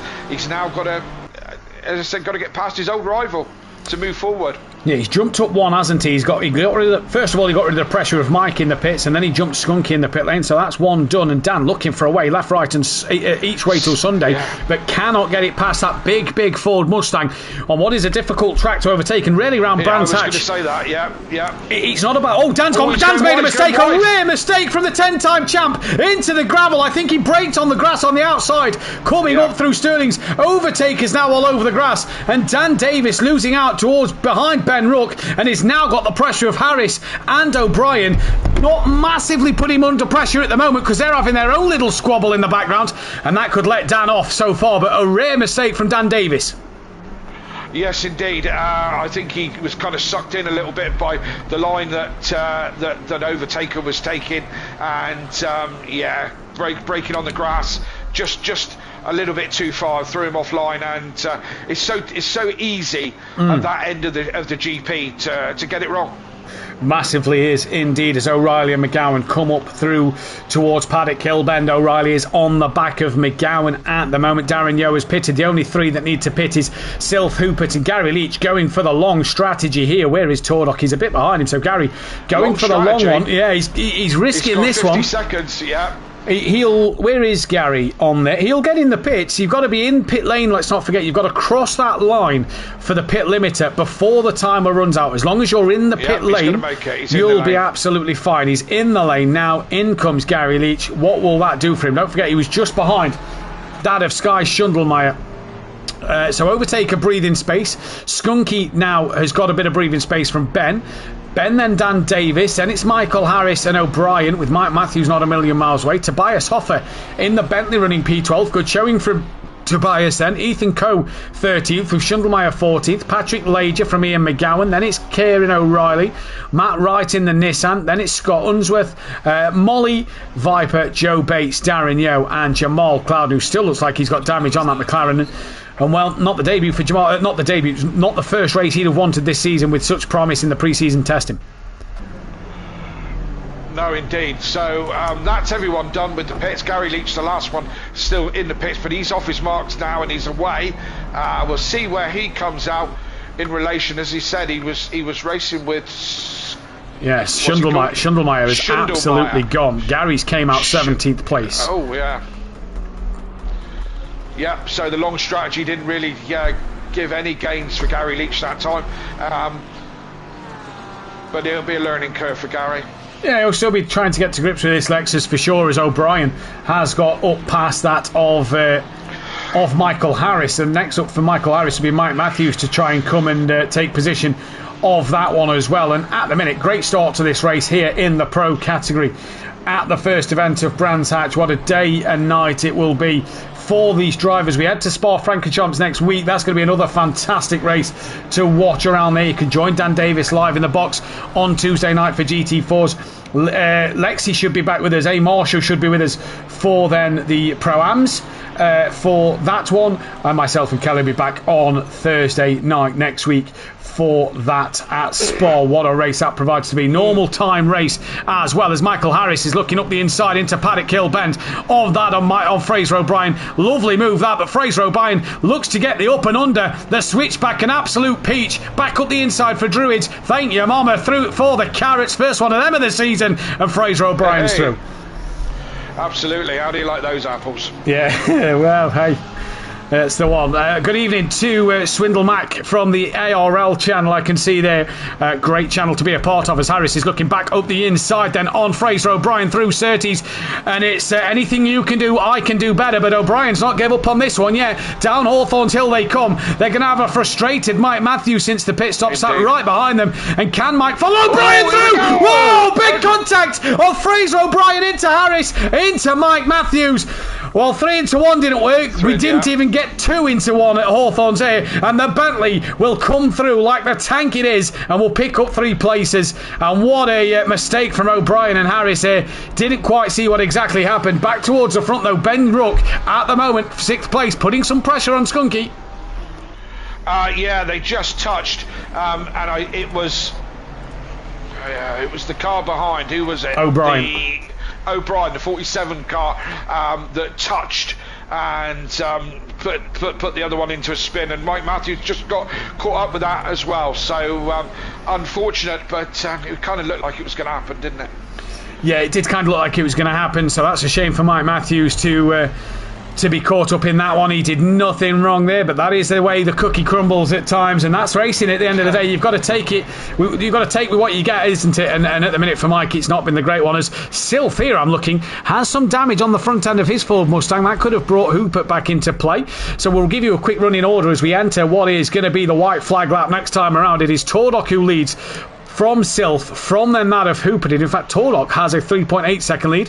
Overtaker running P4. It's Skunky 5th under pressure from Ben Rook. Dan Davis kind of sat in a lonely 7th place, with Tobias Hoffer now running in P8. Mike Matthews is 9th from Michael Harris. And Mike didn't actually lose anything there. He gained 1 place because of that, even though he lost out to Tobias Hoffer. Fraser O'Brien from Sky Schundelmeyer, Ethan Coe from Ian McGowan, Kieran O'Reilly up in 15th with Patrick Lager, 16th, Gary Leach from Matt Wright, Scott Unsworth, Molly Viper, Joe Bates a lap down, Darren Yeo, Jamal Cloud. And then as the white flag flies here at Brands Hatch and we start the final lap of the race here, and it is, I tell you what, if you're a Ford fan, what a day for the Ford fans. Yeah, absolutely. And they've gone 20 minutes without rusting away, and maybe made it to the end of the race. Well, they won the Daytona 24-hour in the GT3 category a few weeks ago. In the real world, they're going to win. What's bigger than winning Daytona 24-hour? Winning the SimPlay Pro category. Of course. Yeah. Because who doesn't want to win this category? Ben, I mean, we've now got an ex-professional Porsche Carrera Cup driver on the grid in Fraser O'Brien. That is the calibre of drivers that we are now attracting. I've heard there's a certain couple of Formula One drivers that want to join, but we've told them that, well, first come, first serve, really. Hot stints wasn't good enough, if you ask me, for them to get into the lobby. As tumbling down the order a little bit, Ian McGowan's defending from that of Kieran O'Reilly. Patrick Lige not too far in the background at the minute. O'Reilly, the pace he showed in testing, we know he's had the qualifying ban, but it just hasn't had that pace in the race, has he, Kelly? No, absolutely not. And 20-minute race, it's difficult to make real headway. And with a grid that's going to be this close, it's going to be difficult to make headway. These just going to have to cut you off, Kelly. Tordok comes to the line and he's going to take the first win of the season with the fastest lap here in this category. Silf will take second place. Hoopert is going to take P3. A great drive from all of these boys at the moment. What a start to their season. Overtaker is going to come through for that P4 finish from Skunky, from Ben, from Dan Davis, Tobias Hoffer. What a result in the Bentley, a car that shouldn't really maybe be in the pro category. P8, Mike Matthews P9 from Harris, from then Fraser O'Brien. Sky Schundelmeyer will come across for P12, not bad from back of the grid, just ahead of McGowan, O'Reilly, Lige. Joe Bates has finished 22nd and a lap down. Ethan Coe 26th. 16th. Gary Leach will come through for that 17th place, just ahead of Matt Wright in the Nissan in 18th place. Unsworth then is going to be P20 as Darren Yeo has crossed the line there in 23rd. Unsworth P19, and then we just wait for Molly to come through, who is P20, and Viper 21st. And then Jamal Clouden 24th, rounding out the rear. The three MSA Racing, we'll call them the three MSA Racing Mustangs, rolling around on a victory parade with the three of them door to door. Reminds me of a touring car season when the Audis dominated. They've just come along and just dominated this race 1, 2 and 3. Is this a taste of the things to come? Well, we'll see. It's certainly going to pan out into an interesting season, that's for sure. And if it's anything like the first race we've had, stay tuned. It's going to be an epic season. It is going to be an epic season, and if you want to catch more of the action, do not go anywhere. We'll be right back in a few moments' time. Do not go anywhere. We'll be right back in a few moments' time. And we are clear. Right, excellent. Actually, I need to do replay. What have we got? Another? Is it the same format as GT4? Have we got a 1 hour? 1 hour race, not 45 minutes, 1 hour, Yeah. I didn't get the highlights of that bugger. Where was Schundelmeyer? Was 12th. Coe was 16th. Joe was 22nd. Mike 9th. O'Reilly 14th. Clouden 24th. Patrick Leger was whatever his name is, 15th. Molly, right, 20th. I'm going to go and have another pee. I'm not used to this bloody. No worries, dude. Anymore. I'm probably going to go for a wee. So if I'm not here, I'll be having a wee as well. Okay, right. Back in a minute. No worries.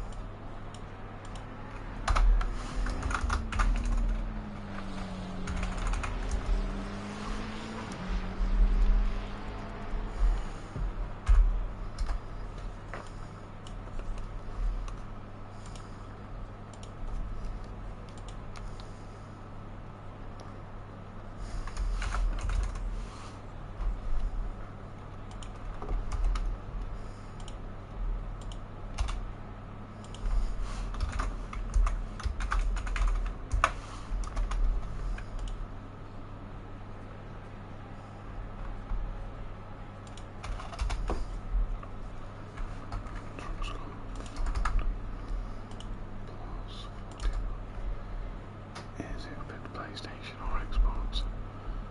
Here's Xbox.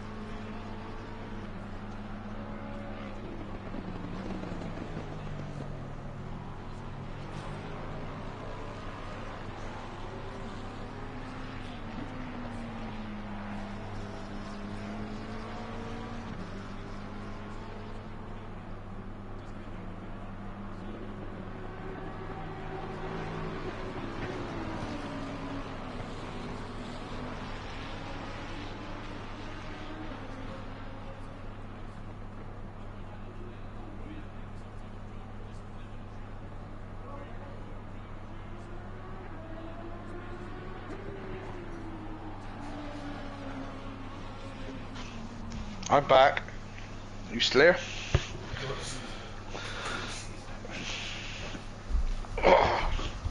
Oh dear. I know you're a man who loves your stats. Oh yeah. That was Ford's first ever pole position at SimPlay Motorsport today. Excellent. Because normally Ford's a shit. Unless you're Ash Sutton and can drive one really well. Yeah. Ash Sutton is a freak of nature.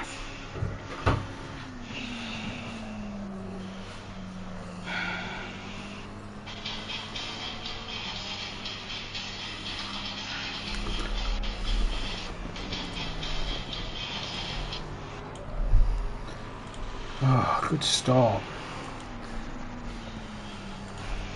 Go on, Gary, with your 26-0. That'll put it on pole. Cheer, boy. Yeah. Yeah, pro in GT4. Not live, no, why? I did it again. Did what? Axel's being in my bed. Yeah. Jumping on the bed. And he's thinking a top that's baby beans really close to my stuff. And he says, carry on being a knob. He's now saying knob repeatedly, jumping on the bed.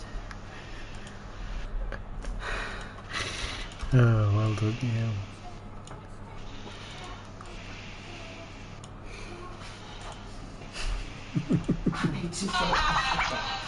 And you've told Florida?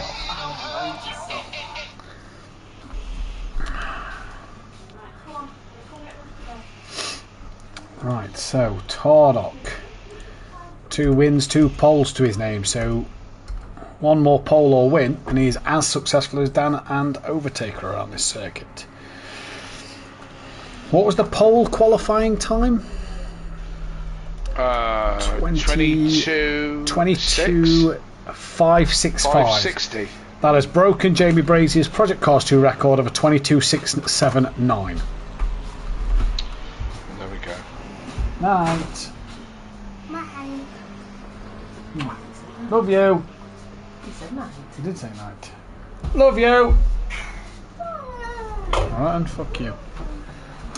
Love you, night.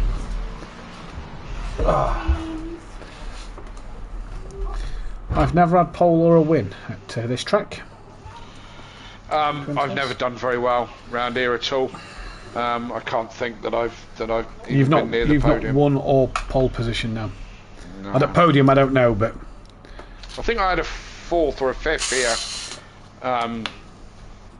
Me and PN. I kept PN behind me all through the race. I think that was ACC, not Project.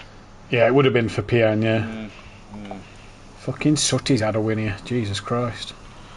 In Project? It must have been. Doesn't tell me what it is, but it's definitely not ACC. Daniel Francis. Disco Face. Fucking Daniel Francis, fucking hell. NJ Was he the only Bryn. one? Andy. Was he the only Bryn had one as well, did he? Had a pole. Had a pole. Oh, right, okay.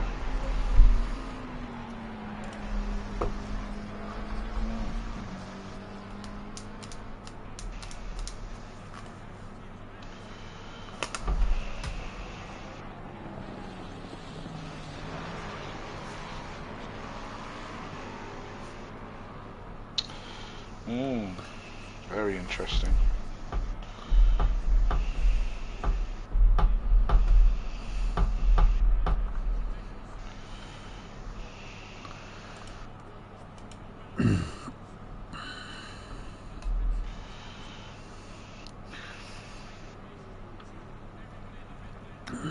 Darren Yo 24-1, Molly half a second slower and Gary a second slower. Fuck me. Wait till the quick boys settle that time. I was going to say.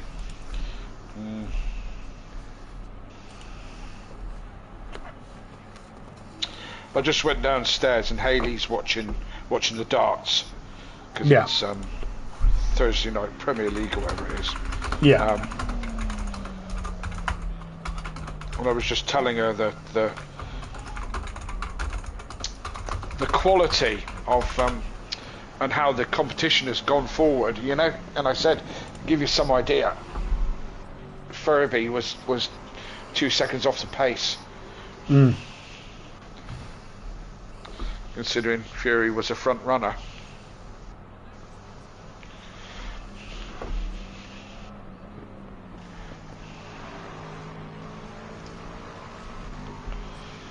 Got to say, Mike's been holding his own a bit, hasn't he? Mike's doing a lot better. Yeah, he's certainly improved. Yeah, massively. Yeah. Massively, I think Mike's done really well. There we go, Daz, a 23.5, that's a bit more respectable.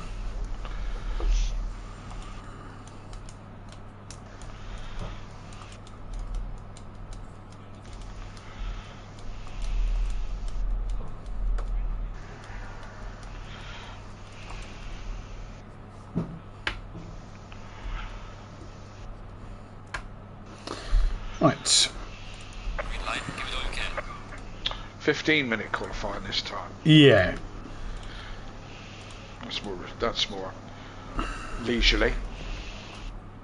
Who's just come out first? The 777 of Viper. Right. Okay.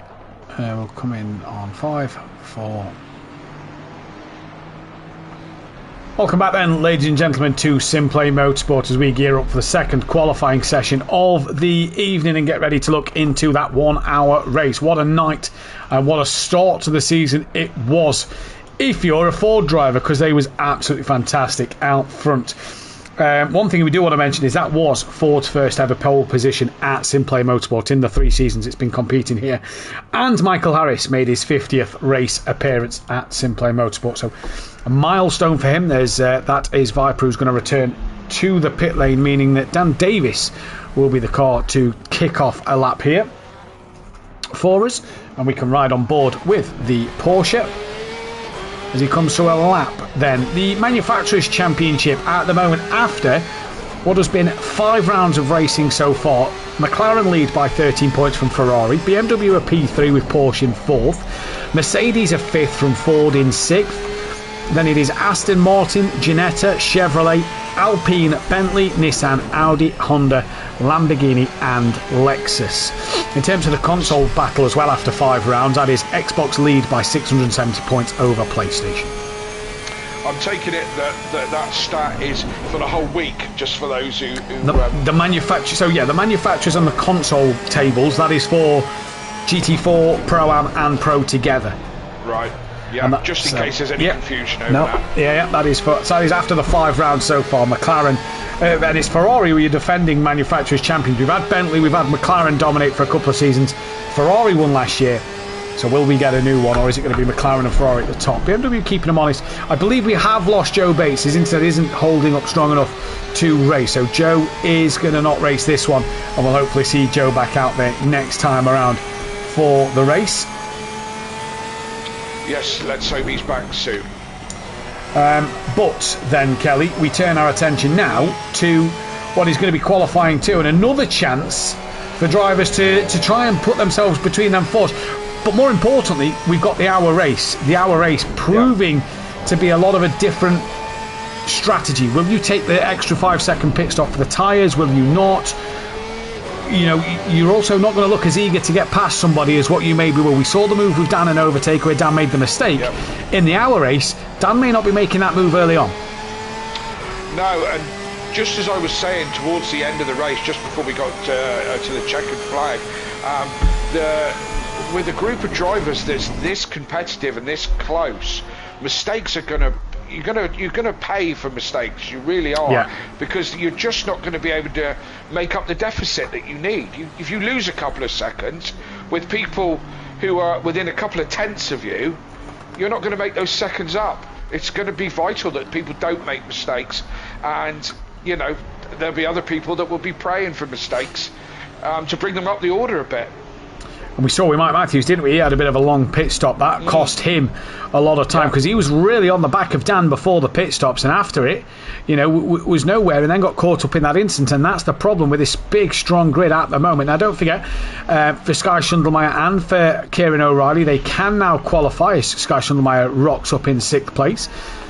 And this is going to be interesting now. The full grid can qualify. Unsworth's currently sat in the pit lane, maybe choosing to not qualify in this one. But we look forward then to the calendar next week in fact, actually, we can actually bring the calendar up for you guys while I'm thinking about it, so that you can see what we've got. This is what we've got coming up. We head to Spa-Francorchamps next week. What a tricky circuit that could be. Rain could be around for that one. We know what Spa's like for its weather. We've also got then the factor of El Rouge and Radion being turns 1 and 2. Yes, indeed, and I mean, Spa's one of my all-time favourite tracks. I think it's one of those brilliant, original, old-school tracks. Let's hear in your chat, what's your favourite all-time track worldwide? We talked about British ones. What's your worldwide favourite? Spa's one of mine. It's going to be great racing there. It always is. It always is. Before we head then to an early morning race at Indianapolis in 2 weeks' time, what a track and what a race that one is going to provide us with plenty of action. We head then to Bathurst, Mount Panorama for the 4th round of the season. That's going to be a tricky one. We've just seen the Bathurst 12 hour in the real world, not last weekend, and that was a brutal race. We head over to the British.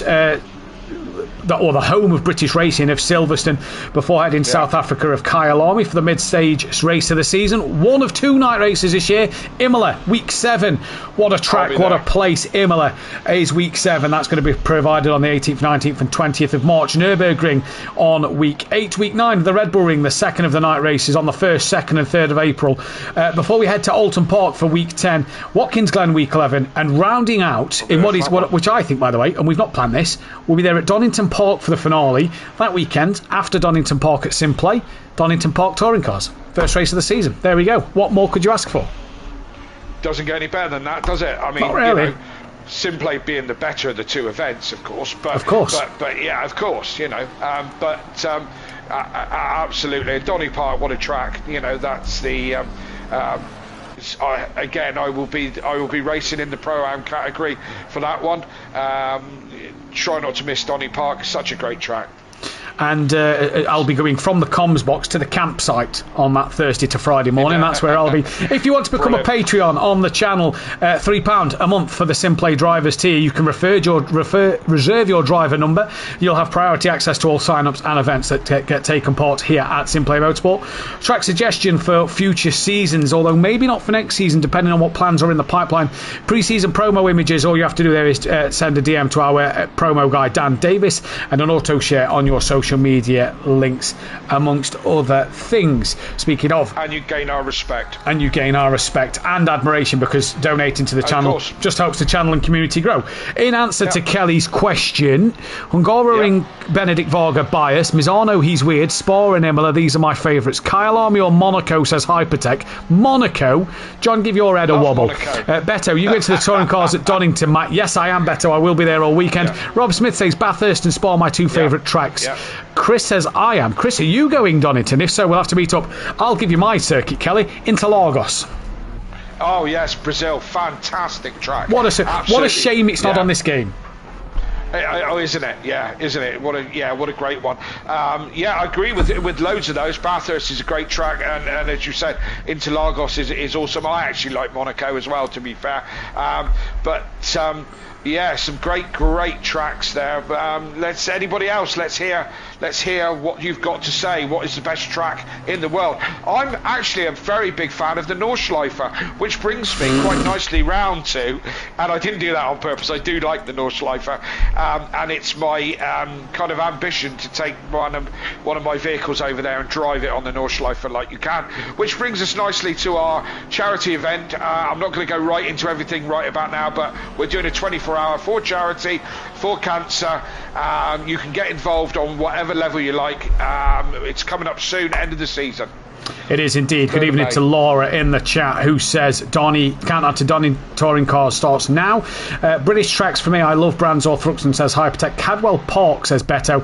I mean, sorry, Chris is a Patreon. Thank you, Chris. It is well worth it. Is Gary Leach is currently 20th on the track. Obviously, Mons is the best track ever. You see, I'm going to upset a few people now, Rob. Nordschleife is ridiculous and it's stupid. The event of the Nordschleife 24-hour is brilliant. Le Mans is a boring track, not very nice, but the event is brilliant and spectacular. They are my opinions on them. Well, opinions are like, everyone's got one.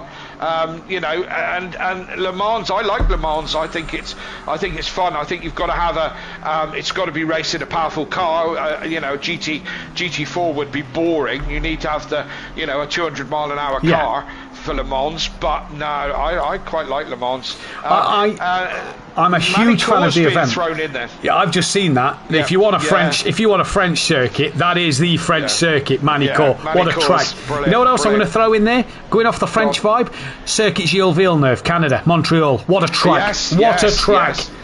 Best Formula One race ever. There, 2011. Jenson Button, in the McLaren when he pitted about 7 or 8 times. He was dead last halfway through the race to the win. Yeah, if you haven't seen it, well, you're not really a motorsport fan, are you? You need to get on and we've just also ruined the result without saying spoilers. So, yeah, sorry about that. Apologies if you didn't want to know the result. But Jensen knows that, and he tends to tune in regularly. So good evening to Jensen Button. Hello, mate. How you doing? You want a couple of other shout-outs? Aaron Myers says Silverstone. You want another couple of shout-outs? I mean, there's nothing weird, Benedict, about Manicourt. For me, Fuji.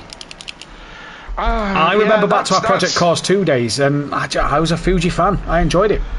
I kind of went quite well at Fuji on Project Cars, but was I a fan? No, not really. But I mean, you remember my Project Cars days. It was always the American and the weird tracks that always did what I did well at. Speaking of American and weird, Chris, Laguna Seca. Spooky Laguna. Spooky Laguna. I don't know about that. Again, each their own. I was going to throw in the old Hockenheim. Yeah. The original one. I enjoyed the new Hockenheim. You know, I think it's a nice circuit. Here's one I'm going to chuck in the ring. Malaysia Sepang, beautiful track. Weather always played a part at Malaysia. And India, the old Indian Grand Prix. I didn't mind that one.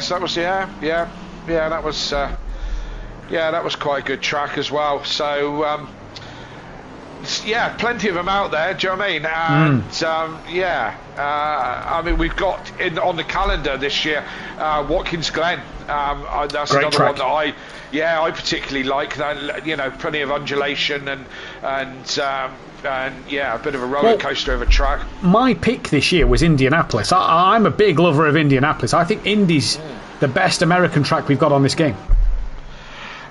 Okay. American tracks. As I said before, I always did well in Project Cars with American tracks, but Laguna and what else do we have on Project?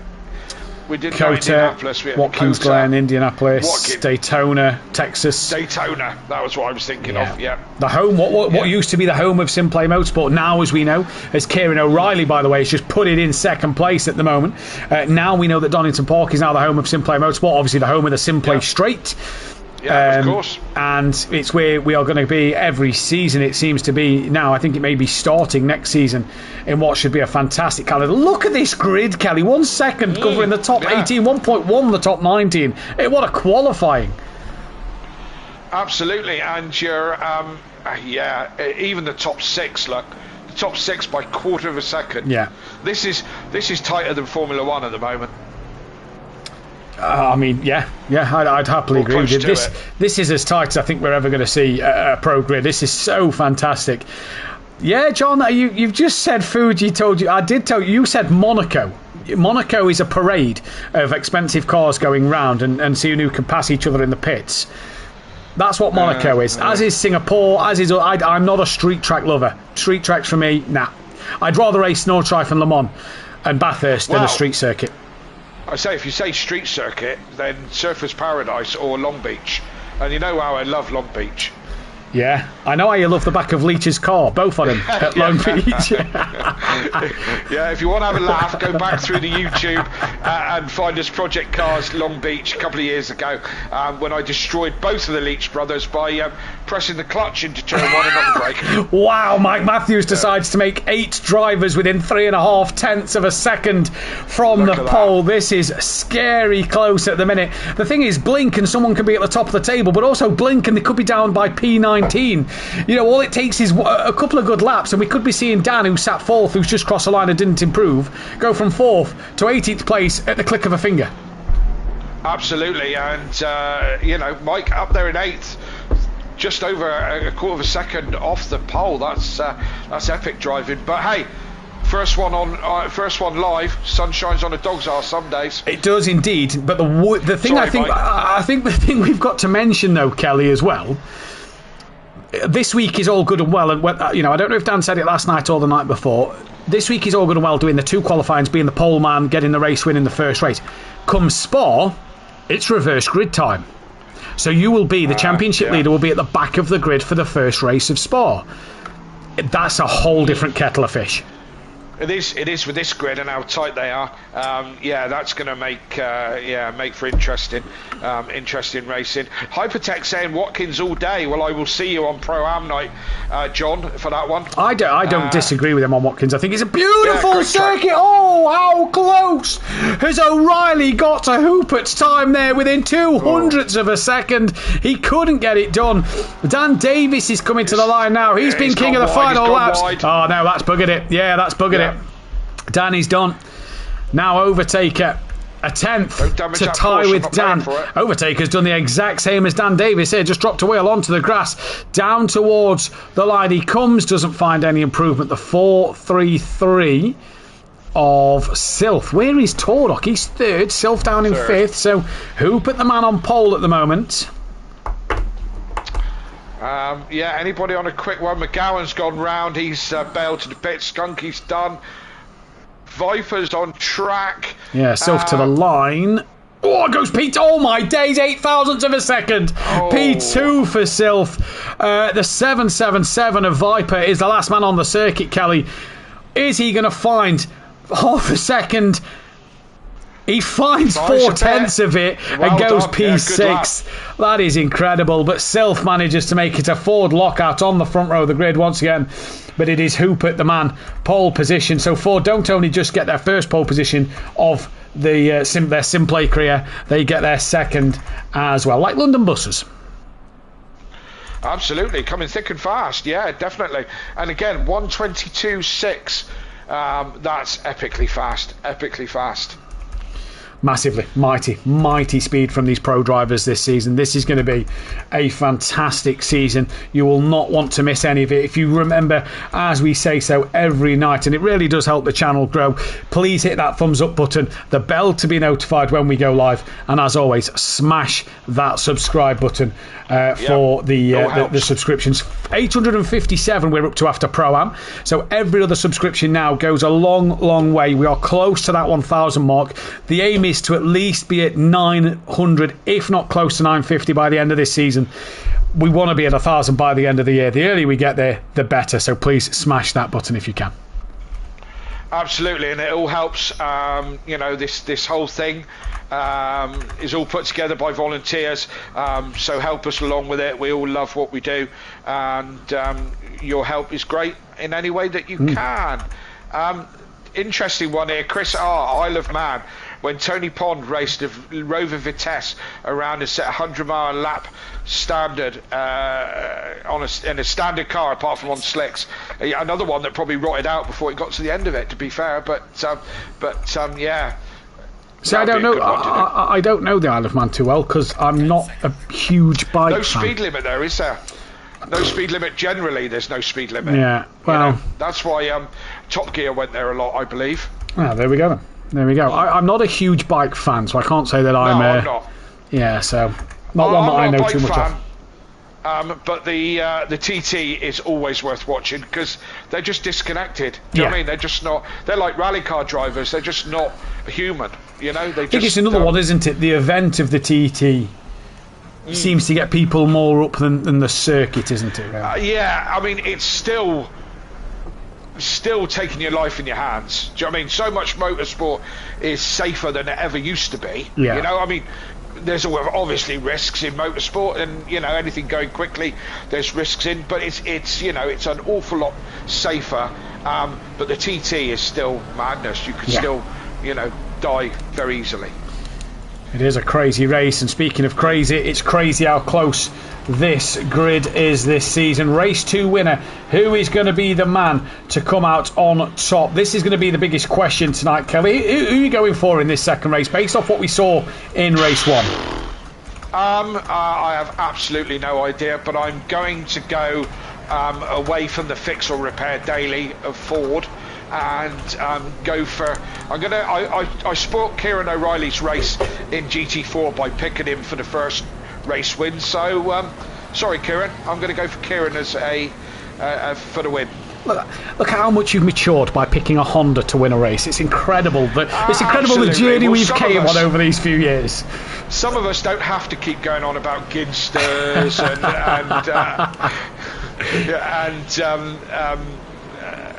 and Tom Ingram. I've not mentioned Tom Ingram once, hey? And GT4, how you lost the championship to GT5. Dan. GT5 and Dan hit me at Knock Hill, but we're not going to fucking, we're not. Excuse me, we're not going to go there, See, that's how bad you brought it out of me there, Kelly. Look, you brought it out of me there. That's how still bitter you are over it, isn't it? Hey? Oh my days! Apologies there for the language. He dropped his professionalism.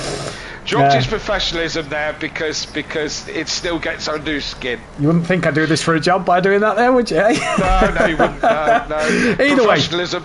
Yep. Either way, right. If you don't agree with who the four are on that list, please comment down below who you think will win. Kaylee's going O'Reilly. I'm going to be boring. I'm going to go the way. I think Tordock might from fourth. You can't ever rule out the 10-time champion Dan Davis, the one-time champion of Overtaker. No, I was just going to say either one of those. I mean, you can't even write off Gary Leach because he's got the luck of the Irish as well. You know. Is it April Fool's? Yeah, it could be. Yeah. We're about to get ready to go for round 2 of the championship here at SimPlay Motorsport, sponsored by Design Manchester and Audio Sport, as we get ready to go then at the start of this second race. It is green and go at the start. It is not the best of getaways from Hooper there, as Silthy's matched him to get away. O'Reilly got a bit of a good jump. Tordock looking to go around the outside of O'Reilly at turn 1. Will jump back top 5 for second and third. Dan gets a pretty good start. He's managed to kind of keep where he is. Overtakers going up the inside of Skunky though, in towards Druids. They come for the first time. Mike Matthews as well looking to get past Michael Harris there, and he has done indeed. So a good start from everybody at the front. Looks pretty clean as well through the first couple of corners, all through Graham Hill Bend.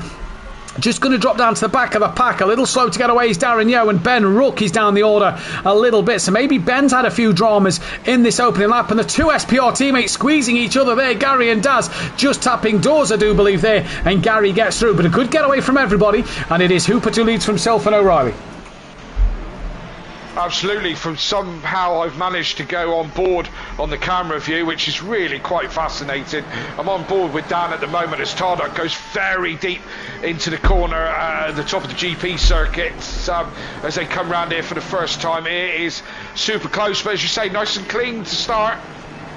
Yeah, clean start as we're on board with Dan at the moment. O'Reilly's just in front of this train at the moment so far, and Dan Davis at the minute just trying to stick with the back of Tordock, but it's an hour's race. It is very, very much the case of what you can do at the end of this race and not what you can do now, as Dan has got to try and hold on over Overtaker in this one at the moment. There could be a change for the leaders. Hooper was trying to defend there from Sylph, with O'Reilly currently third. Then it is Tordock, Dan Davis, Overtaker, fastest lap of the race early on, and that's Michael Harris taking a trip to the grass. Had a bit of a snap through that of Paddock Hill Ben. That's going to allow Jamal Clouden, who had a dismal first race, up through into P9 already at the start. Patrick Liger is ahead, just behind Fraser O'Brien.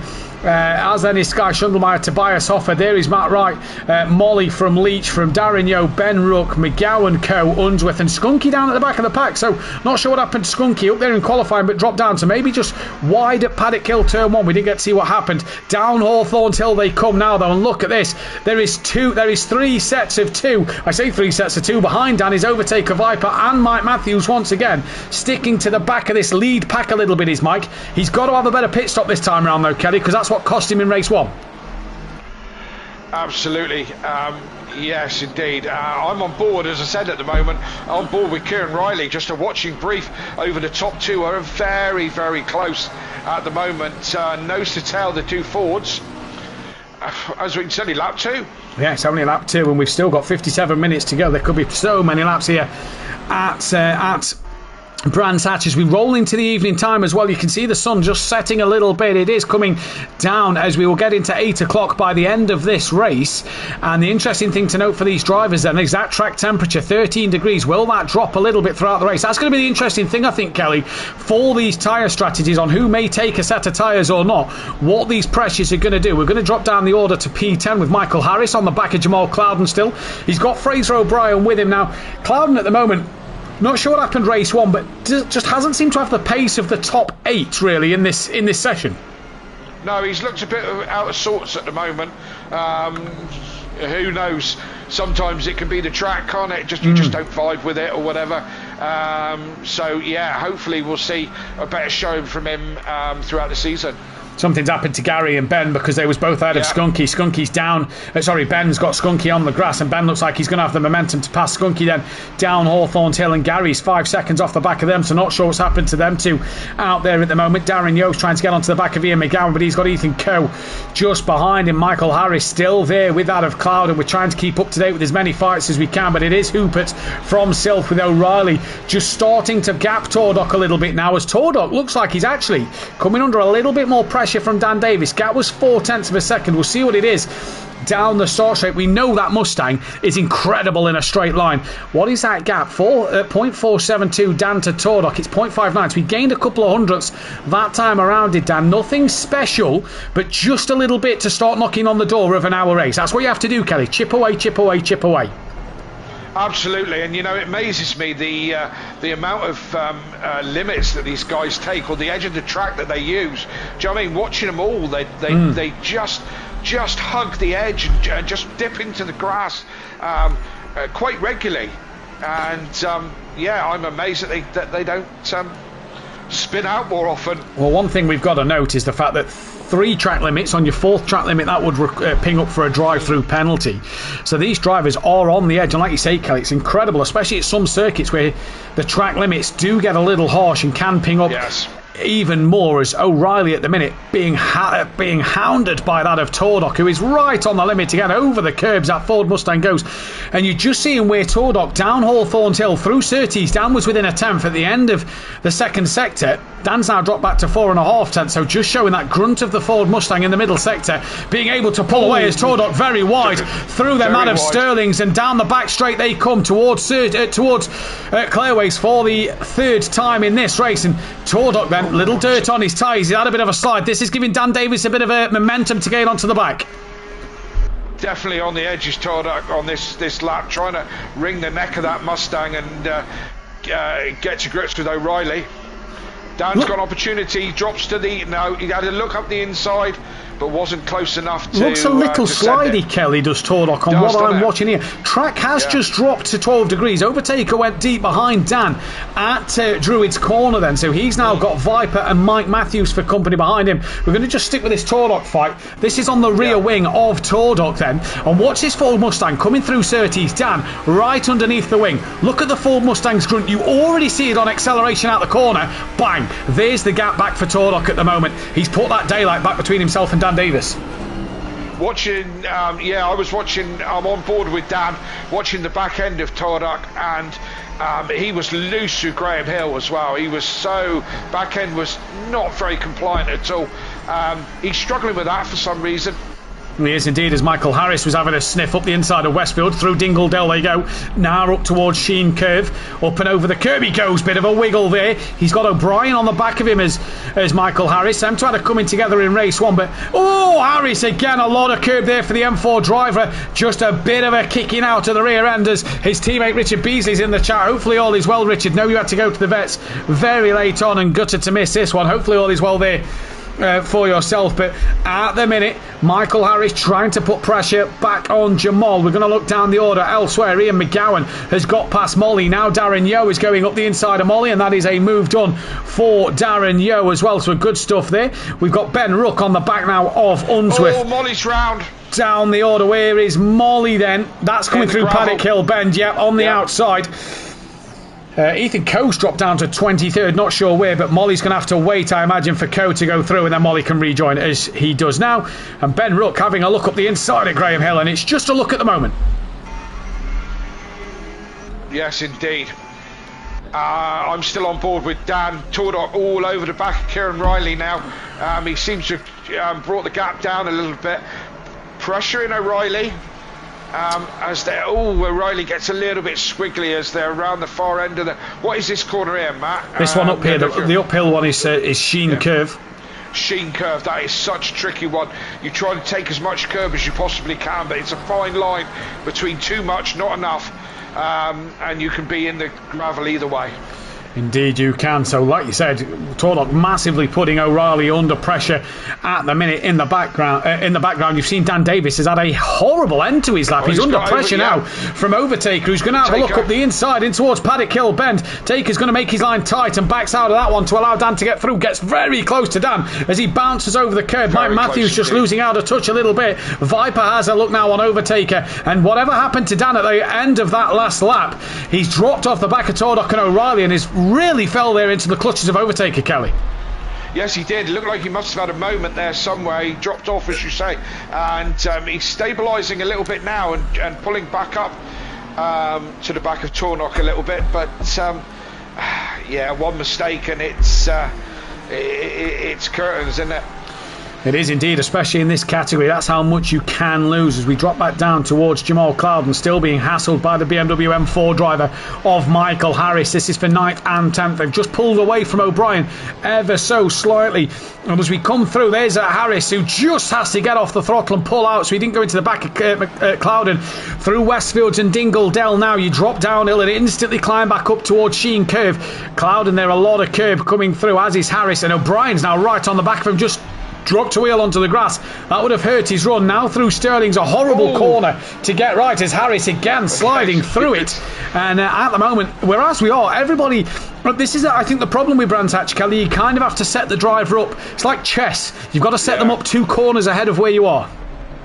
It seems to be slippery for everybody as well. Everyone we go on with seems to be fighting a slide. And again, Brands can be a little bit like that, can't it? It could be. Whoa!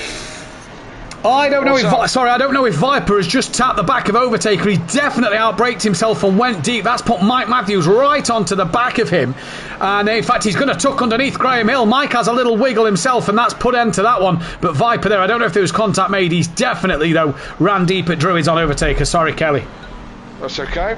I don't know what I was talking about, but it doesn't matter. I'm on board with Michael Harris, who is all over the back of Clouden as they come up the long straight onto the GP. And Michael Harris trying to have a look round the outside. That'd be brave to try it round there. Can't make it stick. Clouden stays in front. Clouden stays in front now. Jinx to the inside straight away to cover that one off. Clouden's feeling the pressure at the moment. And has he just gone a little deep? As that Harris didn't get the run he needed to be up the inside coming into Sheave. This is great close racing between every driver here in the pro category. And you've got O'Brien with them as well. This is McLaren, BMW and Ferrari. And I tell you what, Kelly, I don't know about you, but that BMW is giving me very much JPS Lotus vibes of the Ayrton Senna days. Yeah, very nice, isn't it? Very pretty. One of my all-time favourite liveries, the JPS. Tordoc's passed O'Reilly. Sorry, Kelly. Tordoc has passed O'Reilly. It is a Mustang 1-2-3 again, and Dan Davis is now on the back of the SimPlay racing car of Kieran O'Reilly. So, not sure what happened there, but O'Reilly's through. Must have been a mistake from O'Reilly. Easily done, and given one place away, I don't think he'll be back in front of Tordoc again today. Going to have to wait and see in terms of what's happening in this race. Dan has dropped Overtaker. That gap is 2 seconds, so Overtaker's pace has just died somewhere. Either that, because I don't think Dan and O'Reilly, and Tordoc, they're all still together, so it's not like they've picked up the pace to catch the leaders. It's as if Overtaker's fell off the back of these of the 3 he was with. He's under a lot of pressure from Viper, to be fair. Maybe he's looking more in his mirrors than he is going forward. Oh, O'Brien and Harris, Kelly, just looking on the timing screen, have both got past Jamal Clouden. So not sure where that has happened, but Harris and O'Brien all through on Jamal Clouden then. Patrick Ledger just behind has got Sky Schundelmeyer with him as well. Ben's got Unsworth, Chris is saying in the chat there. Ben is ahead of Unsworth. Darren Yeo running on his own with McGowan also. Matt Wright in Nissan. And the Bentley of Tobias Hoffer. Schundelmeyer on the back of Patrick Ledger at the moment. O'Brien's round. O'Brien's in the gravel. That's Sterling's, isn't it? He's just rejoining now, it looks like.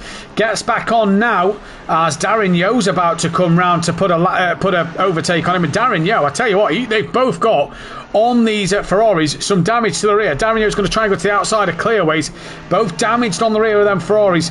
And nothing can do. Wild Horses looking great, says Swindle Mac in the chat. They've looked fantastic tonight. Agree. And O'Reilly's now over a second behind Tordoc and has still got down within half a second, so Tordoc's pace has increased massively.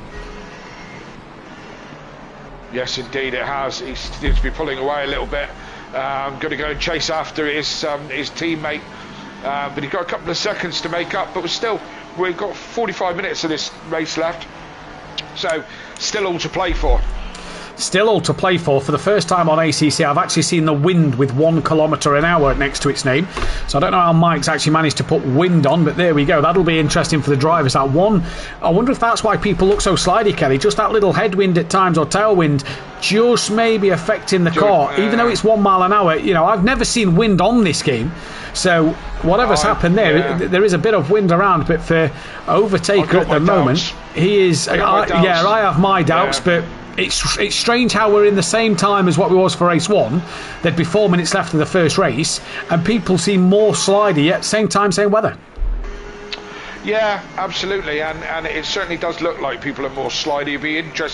It would be interesting to get some driver feedback, wouldn't it, to see if it is a bit slippery out there, or more so than the first race was. But these things can change, Maybe the wind's making it more tricky. Maybe just later in the day. Yeah, we'll have to wait and see. It's going to be an interesting one to see, that is for sure. So we'll keep our eyes on the progression of this race at the moment. But what we do know is O'Reilly's now 1.3 behind Tardock. Dan's just dropped off a little bit there, a couple of tenths. Overtake has now put a bit of daylight between Viper and Mike Matthews, and testament to Mike at the moment. He is really sticking to the back of these front runners at the minute. Then it's Harris in 9th with Clouden down in 10th. Patrick Lager has got Schundelmeyer all over his rear wing in that Lamborghini. As the Porsche driver pulls out now, there's the Bentley in the background of Tobias Hoffer. Oh, the leader's off, Matt. So that is Hoopert who has had the moment, and Silf has gone right around the outside of Sterling's, and through he goes into the lead of this race. So the leader's made a mistake, Kelly, and that is not what you want to do. We didn't see any of these Mustangs put a foot out of line in that first race, and now all of a sudden they have here. Absolutely, I was on board with Tardock, and I still am. He is making inroads into these top two before the mistake anyway. And just these Mustangs seem to be very slippery. Everyone seems to be a little bit slippery, but the Mustangs seem to be suffering more than anybody else as Tardock goes very deep into the hairpin, and Hubert's on the grass as they come down into Graham Hill Bend. So the Mustangs all over the shop at the moment, but still in the top three positions. Well, O'Reilly's gained on Tardock by about half a second. That's come down a little bit more, and O'Reilly's actually gapped Dan. So is that O'Reilly putting his foot down a little bit and getting up to pace? But Tardock looked a little squirrely. Now Hooper looks a little squirrely. These Mustangs don't seem very happy at the moment. We've seen Overtaker drop right off the back of Dan Davis. In fact, let's go down to Overtaker. Oh, he's in a wall. He's got huge damage to the front end of that Mustang. Yes, and I'm on board with him now, and it's not driving in a straight line, that one. That's Ben as Harris goes past him. Mike Matthews has got past Viper. So Mike Matthews has got past Viper, who's had a wiggle through Westfields and Dingle Delta. Mike Matthews has now gained 2 places. Viper doesn't look to have any damage on the car, neither does Mike, so that could be... Viper's sliding like mad as well. This is very interesting at the moment, Kelly, because drivers really are struggling out there in these conditions. And this is interesting. Now, one thing I noticed, based off my GT4 experience the other night and listening to Kieran last night, was a lot of pressure loss in tyres for hitting these curbs hard. And the thing with Brands Hatch, you can cut a lot of the curbs here. Yes, I'm wondering if then maybe that wind isn't playing the factor. We're just coming to the end of 20-lap race. If somebody's put an old set of tyres on, you are limited to 10 tyres. Is somebody just ruining them? Overtaker, by the way, will have to go to about 37.5 minutes remaining in the race before the pit window opens. That's a long way to drive with that damage to the car. Yes, by the looks of it, it was very heavily damaged. So I think that's his race over, really. Well, he's going to be passed now by the Bentley of Tobias Hoffer. So that's him down in 13th place, and Matt Wright's not a million miles away. So what have we got? We've got Sylph leading from Hoopert by 7 tenths, 4 tenths back to Tardock. O'Reilly's back to a 2.5. Dan's a second behind O'Reilly. Mike Matthews running in a lonely P6. He's dropped Viper, who's got Harris within a second. Clouden's a bit further back. Ledger rounds out the top 10. Schundelmeyer just off of him. Then it's Tobias Hoffer and Overtaker with the Nissan of Matt Wright just behind him in this race. That Mustang is buggered, Kelly, is what I'm going to say. It is buggered. Yep. It's driving like a Cortina I used to have. Badly. The top 3, Matt, are on the absolute ragged edge. They are all over the shop. It's something feels different, Kelly. Something feels different. I don't know if it's only the Mustangs, but they certainly look very loose. Like I expected a Mustang to be honest. Yeah. In all fairness, I thought the Porsche would look a little bit more squirrely. I know that's been one of Dan Davis's problems in the practice sessions, but not to be at the moment. Dan's car looks pretty much, planted so far. Just looking down the order. O'Reilly in the middle of them, and he's on tarmac instead of grass, which is unusual for the Honda. But he's moved his tartan blanket to one side and keeping good place. 4 years, and we've still not moved on from the Honda being in the lawnmower. Well, we haven't moved on from GT5 or Gidsters, or so let's roll with it. Let's roll with it. Hey, let's roll with the punches. The NSX is doing mighty well. Rob Smith saying it'll be fine to buff out I think that'll take a bit more than a bit of buffing there as Ben Rook now gets past him. That's P15. Darren Yeo's not a million miles away for P16 to take from Overtaker. But if he's going to 37.5 minutes, that's another 2 or 3, maybe 4 or 5 laps for Overtaker to do before the pit window. 9:11. Where is the 9:11? That is Molly. So Coe's there. Molly. Oh, he's well off his return to the pit lane. So that is Molly returning to the pits. We'll have to see if he comes back out. If he doesn't come back out, in fact, he's left the lobby, I do believe, because I can't see his car now in the pit lane. So that will be Molly with a retirement. And we know what a retirement brings, Kelly. Brings a qualifying ban for next week. There we go. There we go. Not so good. You need to stay in it. So then, the front 3 running as they are. In fact, Bartardok gaining on Hooper. The front pack, front top 10 is pretty boring at the moment. Ball that battle for 10th place of Sky Schundelmeyer and Patrick Lager then. But this is what comes with an hour's race, Kelly. You're going to get these groups spread out a little bit more. Swindlemike in the chat, so easy to get on the gas, too hard on the exit. She gets lively. Yep. Indeed she does. And Tracy's saying that Sky's moving up. He has moved up a little bit. He's still on the back of Patrick Ledger. He's been here a couple of laps in a row now as Sky. And Ledger making a little mistake. Sky pulls out, has a look, tucks back in. Doesn't want to get it done there. I'm enjoying the livery colour of that Porsche. The silvery, the lighter grey, the dark grey and the green. It's a nice green. It makes it pop a little bit. I can't see it because I'm still on board. I think I may have done the cardinal sin and pressed the drive button at some point. There we go. Because I seem to be stuck on board. So, if you press drive now and then press triangle, should take you back to the TV cameras, and then you'll have to press options and return to garage and come back to the pit lane. I say there's no battles. Okay, so press drive. Yep. Triangle. Yep. Have that got your cameras back? Nope. R1. Oh, hang on. Yep. Hang on. No. I've now. No. When you press drive, there's a thing in the top right corner that will tell you what you've got to do to change your cameras.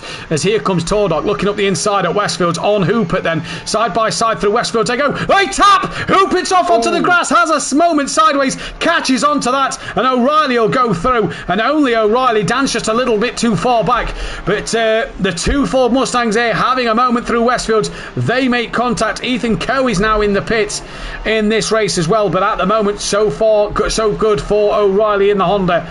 He's moved up another place. Yes indeed. And I'm still trying to figure out my cameras, but there's quite a scrap going on down in 20th, and who's in that? Overtaker in the middle of that, and Daz. Daz was behind Overtaker for 16th earlier. Daz is still now behind Overtaker, and this is for 20th. Yes, indeed. So what has happened there, I wonder, as Daz now gets the run on Overtaker. Up the hill they come, and Daz now gets through on Overtaker. Rob Smith was saying that he was 7 laps down after his introduction to the pit wall last night. Gained 6 places before the end of the hour-long race. Just got to keep going. Not fair on teammates or the organisers to retire.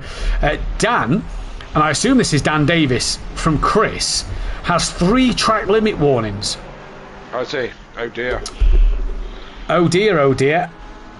As Overtaker's now about to be overtaken by that of Gary Leach. As Overtaker's now on the grass and has to be a bit careful as Gary Leach now goes past. So there we go. Look, there is that was Rob Smith proving that it can be done.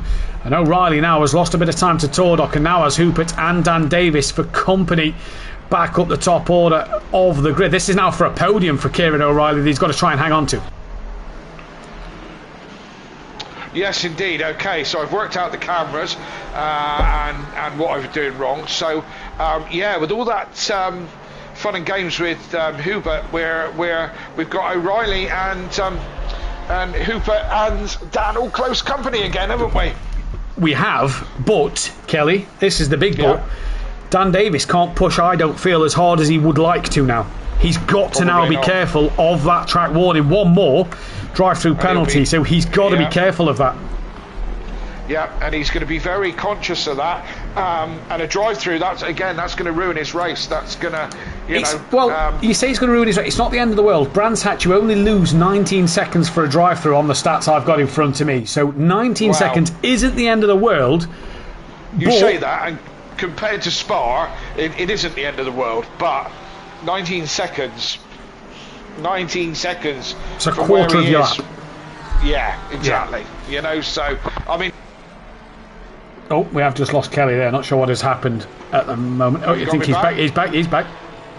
Oh yeah. I've noticed playing with my mic arm changes things. Fraser O'Brien, drive-through penalty. Ian Best has just told he's got 2 track cuts. Well, he's now got a drive-through penalty. So Fraser O'Brien, 19 seconds through the pits. He's going to have to go. And Dan Davis, you just see, look, he's dropped massively off the back of Hooperton O'Reilly. Just because maybe of that fear of the track cuts where he's possibly getting them in the middle sector. Pit window's open. So Chris has just said drive-through for Dan. I don't know what you're seeing, Chris, because nothing's popped up on our end, but the pit window is open. Yeah, pit window is open. Anyone gone for early pits? Well, we'll expect probably. Oh, there's a yellow flag. Fraser O'Brien round. So man with a drive-through yellow flag. That is at Sterling's. He has gone round Patrick Lager, the first man into the pits. Ethan Coe was already there. That could be another retirement for Ethan Coe. So Ledger's into the pit lane. O'Brien may have to come in for his drive-through and comes in now. Matt Wright, Ben Rook also in as well. Overtaker still struggling just to get around the track. He's in the wall again. I've got no doubt that he's going to come into the pits as he gets round because he's having an absolute nightmare. I think his night is done, to be fair. Yeah, don't forget it's 25 seconds for the pit stop plus then damage. That could easily be over. That could easily be over a minute's worth of damage here. Yeah, he's had an awful lot of damage now. So he comes into the pits as suspected. We've got a few in the pits now. Wright, Rook, Skunky, Gary Leach, all in the pits. Indeed they are, as the leaders come back through. Patrick Lager's just left the pit lane, so he doesn't go a lap down, thankfully for him. And you're just seeing Kelly, we've just gone back to O'Reilly at the front of the pack, who's just within a second of Tordock. He's got Hooper just within a second of him behind, and Dan Davis now 1.2 behind. So Dan really now just losing touch with the front 4 because of that track limit warning. Yeah, maybe so. Comes out in front of his teammate though, as his teammate comes out of the pit. So yeah, top 5 still. Harris is in. Pit.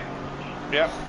Harris comes in. McGowan's on the back of Unsworth. This is coming down towards pit lane. This is for 12th and 13th place of Unsworth in 12th and Ian McGowan in P13. Both of them are going to stay out on the track. Darren Yeo P14 behind. Surprised if Darren doesn't come in. He looked like he had damage on the back of his Ferrari. This is 3 Ferraris in a row. O'Brien's done his drive-through penalties. He's out in 15th place. That's how far down it's taken him after his spin as well. Yeah. And McGowan at the moment still going to try and push onto the back of Unsworth so far, with Darren Yeo getting in the background. Unsworth a little deep on Exeter Druids, but nothing happening so far. Every time I come away from the O'Reilly Tordock fight, O'Reilly gets a little closer. Yes, he's certainly coming back now, isn't he? He was a few laps ago, he was in no man's land and wasn't gaining at all. Now seems to, for whatever reason, found a bit more pace, got a bit more life in his tyres, whatever it is, seems to be coming back now at the Fords. He does indeed. Fraser O'Brien is into the pits. We're going to drop back down to that McGowan Unsworth fight. They're side by side through Westfield. McGowan tucks back in and gets the up and under. That is an absolute move of perfection if he can get it done on Unsworth. And yes, he does. Ian McGowan, that is beautiful to see. Up and under he goes, and we have lost that then of Ethan Coe. So a double retirement in the first week. Well, that'll be 2 qualifying bans going into week 2 for Coe and for that of Molly. But what a move. Mike Matthews in from what was just behind Dan Davis of P6. So it's going to be interesting to see where Mike will come out in this pit stop. It was the pit stop, don't forget, for Mike that cost him earlier. Darren Yeo, yellow flag, so he's had a moment up through Sheen and into Sterling's as well. So he could do with probably pitting this lap.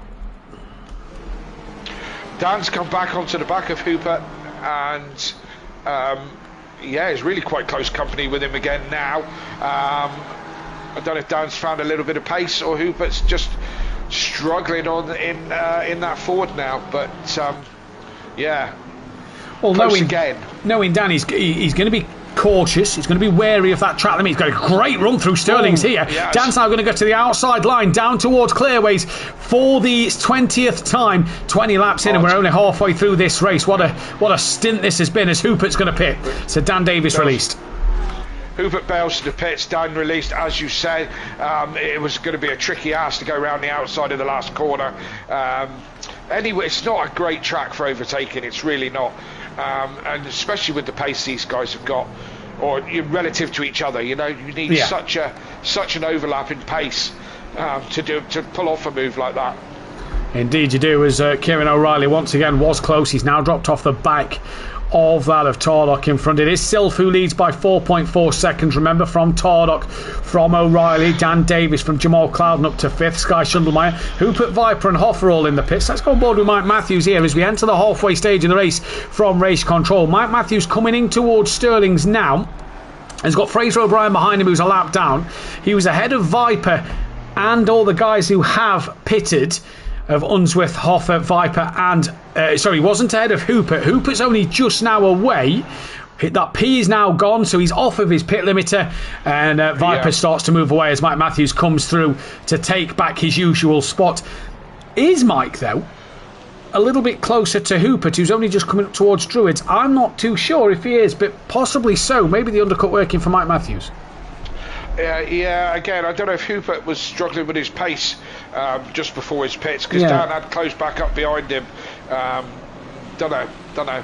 Nip and tuck. Here we go. O'Reilly's in the pit, so he's pulled the trigger to come in. Dan has stayed out. Jamal Clouden's going to be an interesting one to see whether he comes in. No, he's going to stay out as well. What about Sky Schundelmeyer and McGowan? They're the only other two to pit. Overtaker, by the way. 3 laps down to the leader at the moment in this race. Sky Schundelmeyer has come in. What about this now of McGowan, the only driver left to pit, as well as the leaders in this race? And at the moment, the 135 is in a fight. I say he's in a fight. That's actually the lapped car of Overtaker, who's a lap down to that of Skunky and O'Brien. And O'Brien's been in for a drive-through and for his pit stop. So poor night for O'Brien. Even worse night for Overtaker. I say what night? I mean more race too. And if you look at that start line now, Kelly, the sun has well and truly tucked behind the stands and buildings on the start straight.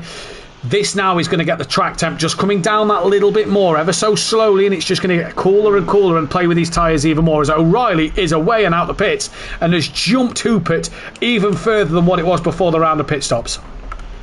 Yes, indeed. Looks like a great stop from O'Reilly. He's well out ahead from Hupert. So yes, good stop from him. Tardock will come into the pit lane. Dan Davis will also come into the pit lane. So it's now just down to that of Jamal Clouden. So for Dan Davis, he's managed to come into the pits. And he's just got to be careful for that last 27 minutes. Jamal Clouden's going to enter pit lane as well. So just McGowan and the race leader left to pit. Any battles happening on track there is. Darren Yeo and Scott Unsworth. Darren Yeo trying to gain on Unsworth. Doesn't look like Daz repaired damage. Big twitch. Round Darren Yeo goes at the final bend. And Gary Leach is going to get an extra place there on his teammate. But Darren Yeo not having the night to remember. That rear end damage on that Ferrari looks like he probably should have repaired it. O'Reilly then to Tardock and Dan. Let's keep an eye on this. O'Reilly's coming through Sterling's. None of the leaders have gone green yet.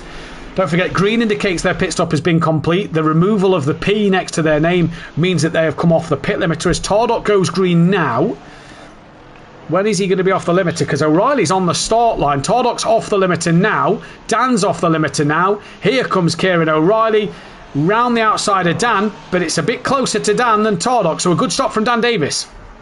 Absolutely, yeah. For whatever, we think O'Reilly had a fair stop, so Dan must have had a better one. Who's changed tyres? Who hasn't changed tyres? You know?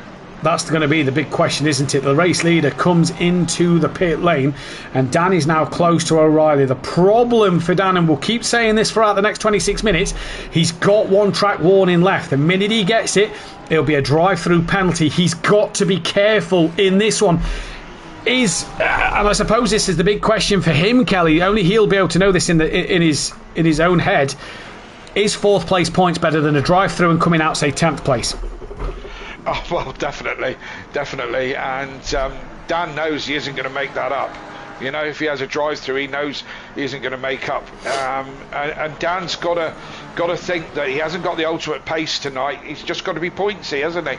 You know, and Dan knows how to win a championship, not just from the front. So he's got a cunning race brain, and he knows that it's a championship win that's more important than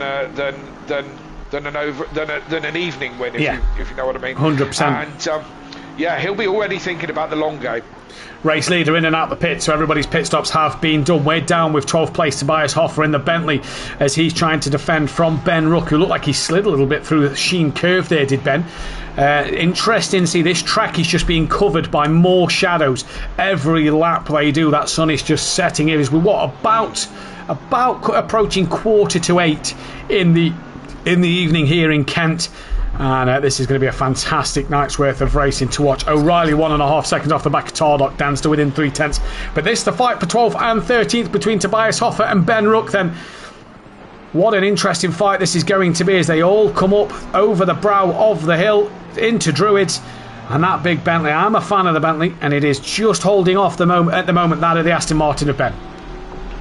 Yeah, I still have nightmares of the Bentley in my rearview mirror. Of Holty a couple of seasons ago. Yes, yeah, when we had quite a titanic battle at Paul Ricard.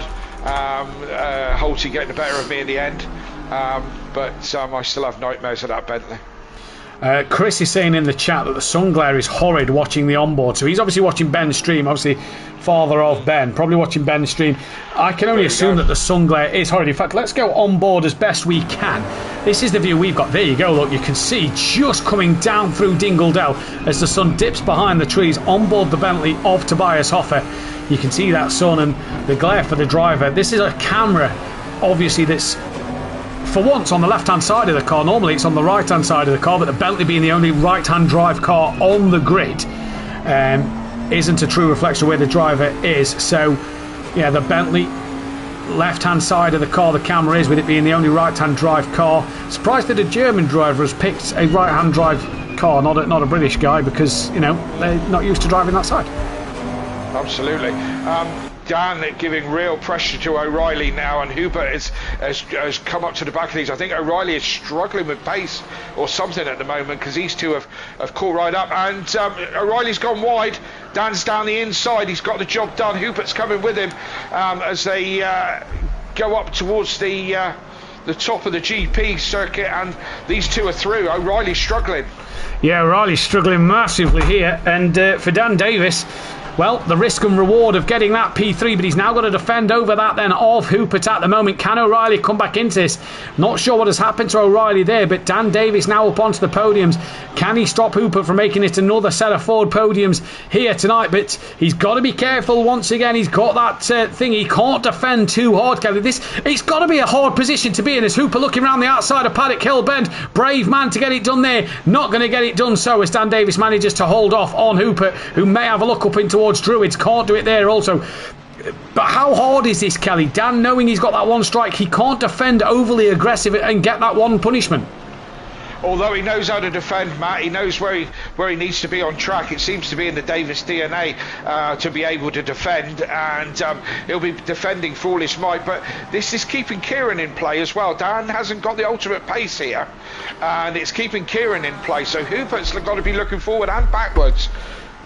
You say Dan hasn't got the ultimate pace. I think that Hubert and O'Reilly are struggling more than Dan. So pace, maybe. No, but that consistency at the minute, I think, is what is going to be Dan's best friend, and we've just got to keep an eye on what Dan does and his progression throughout the rest of these 21 minutes in this race.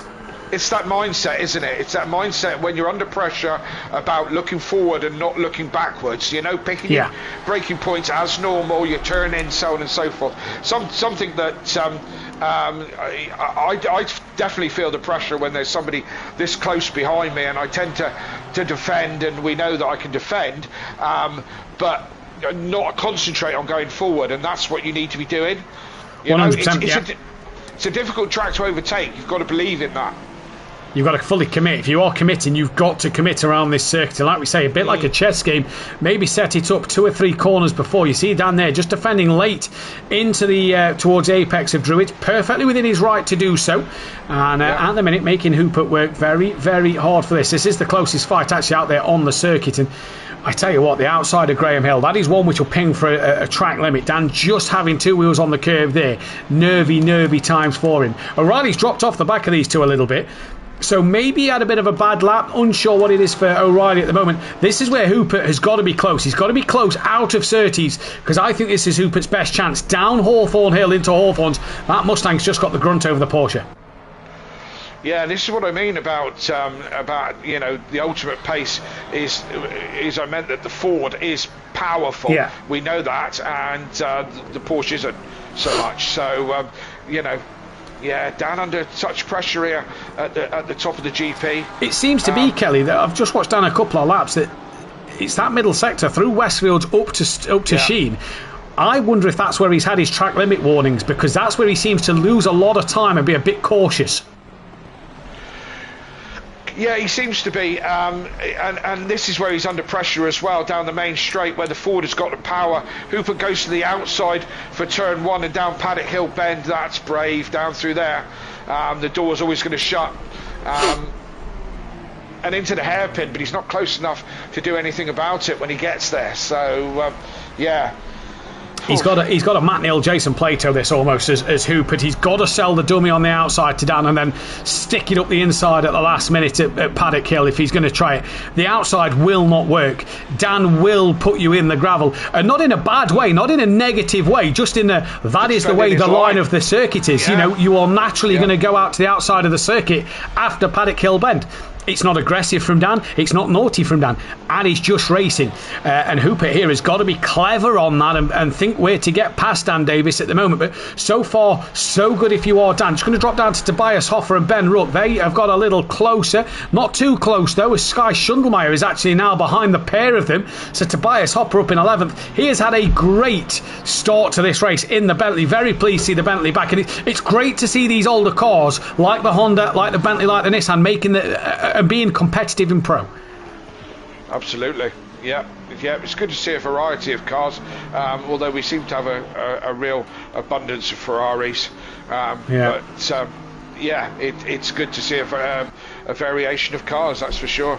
Indeed it is. Hupert not looking to the outside of Dan Davis this time, and that's possibly a better run towards Druids. He will have a little bit closer into Druids, but not early. Close enough. He did defend early. I think he knew that Hupert did get the better run. Dan a bit of a twitch out the exit then on the traction coming through Druids there. Hupert very wide. That'll probably ping a track limit for him. He's going to have to start to be careful as well. And yeah, PN saying that tyres dying maybe on O'Reilly's car. That is a potential, because he is not stuck with these two. Track's down to 11 degrees as well, Kelly. Yes, it's dropped off a little bit, although the wind hasn't got any worse. But as you say, it's also getting darker as the sun goes down. More shadows on the track. Trickier for the drivers when they get the sunstrike. And cooling down on the temperatures. Oh, that was very, very close from Hupert onto the back of the Dan there. And you just see Dan just defend in the middle of the road almost on the exit through Dingledell, up through Stirling. Sheen they come now in towards Stirling's, and Hupert is right on the back of Dan Davis. And if he's going to get it done anyway, possibly needs to be either up the inside here or up the inside at Paddock Hill. Get the run through Clearways, try and tuck underneath that Porsche through Paddock Hill bend. He can't do so at the moment, not quite close enough. And watch Dan will stay low here. He's come back to the middle of the track. Dan's not, he has actually came to the full outside, almost inviting Hupert, look, if you're going to pass me, you've got to send it. And Hupert not capable to do so now. Dan, will he defend as early? Didn't defend as early this time around, Kelly. He seems to be sort of almost inviting Hupert that, look, if you're going to pass me, you've got to lunge on me here, pal, because I'm taking my normal line. Well, he's done it again! He's done it again! He's braked on the grass. That's twice in 2 races. He's had a wiggle on exit. O'Reilly's gone through. That is Darren Yo's off at Graham Hill. And Dan Davis twice in this race now, twice tonight, has braked on the grass and has lost his positions. And Dan Davis, that's going to be hard to catch back up. We'll jump back down to Ben Ruck and Tobias Hoffer, who are in a scrap here with Patrick Ledger, who's now got Pascal Schundelmeyer. Yes, indeed. Unfortunate for Dan, just that little mistake and 2 places lost. Although O'Reilly's on the grass as well. O'Reilly's not comfortable. Dan could possibly make this one back, but I don't think he'll catch Hubert back again. Not this time. Not, well, I don't know, 15 minutes. Nah, going to have to be some mistakes, I think. Patrick Ledger struggling in this race. He's just been passed rather easy from Sky Schundelmeyer, so he's obviously struggling in this race. I'm just wondering, Kelly, the track's down to 11 degrees now. Cooler temperatures, all pressure's starting to drop off. Maybe drivers starting to get... If they didn't change tyres, I'm wondering if these running the curbs at slow punches maybe just starting to creep in. The little fact about ACC is the closer you run to 26.5 PSI, the more likely of a puncher you'll get. The closer towards 27.5 PSI, the less likely of a puncher you get. The best kind of performance for the tyres is that 26.9, 27 mark, but you run that risk of, if the tyres do drop towards 26.5 PSI, punches may be creeping in. I've never had a puncher, although I tend to be really good on the tyres, probably because I'm not pushing hard enough.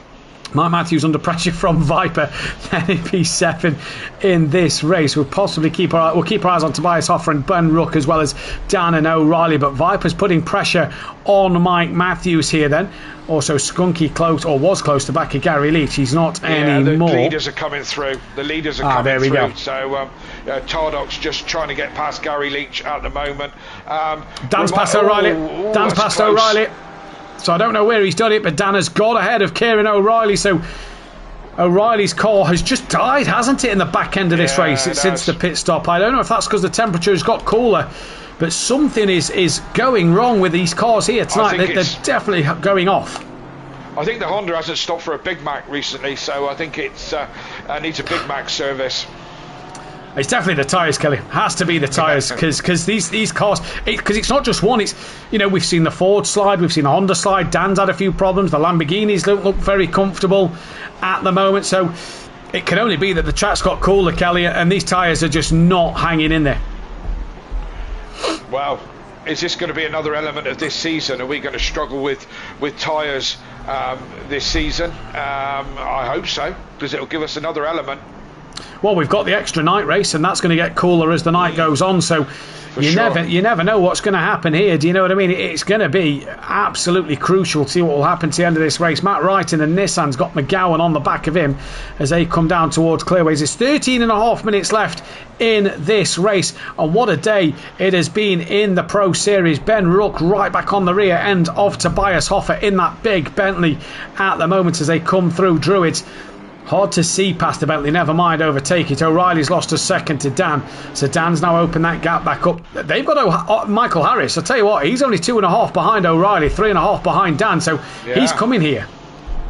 He is. He's closing the gap, just quietly going about his business, but just dragging it down. That car does look pretty, doesn't it? With the gold, it does. The black and gold does look very nice indeed. So Viper catching back up onto the back of Mike Matthews as well.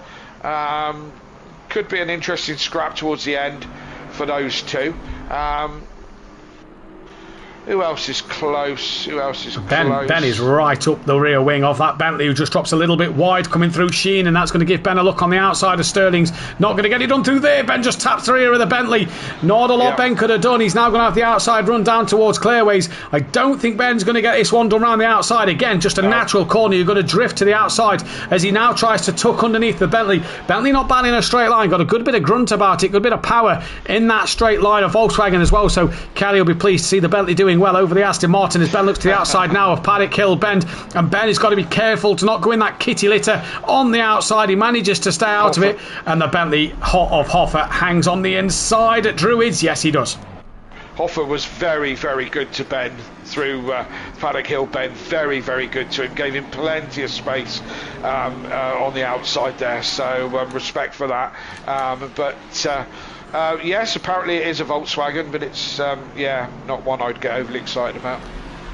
Patrick Ledger into the pit lane. So is that for tyres or is that for fuel? Not 100% sure. Either way, if that is a tyre stop, it might be that his pressures have just gone at the end of this race. He's going to lose out a few places to certain people among this race now, as Dan Davis still in P4, 1.6 clear of O'Reilly now. In fact, he's within 0.2 of Hoopert again. So Hoopert's had a bit of a nightmare as well. And I'm surprised that I didn't think. I didn't think Dan would catch back up to no, it, but no.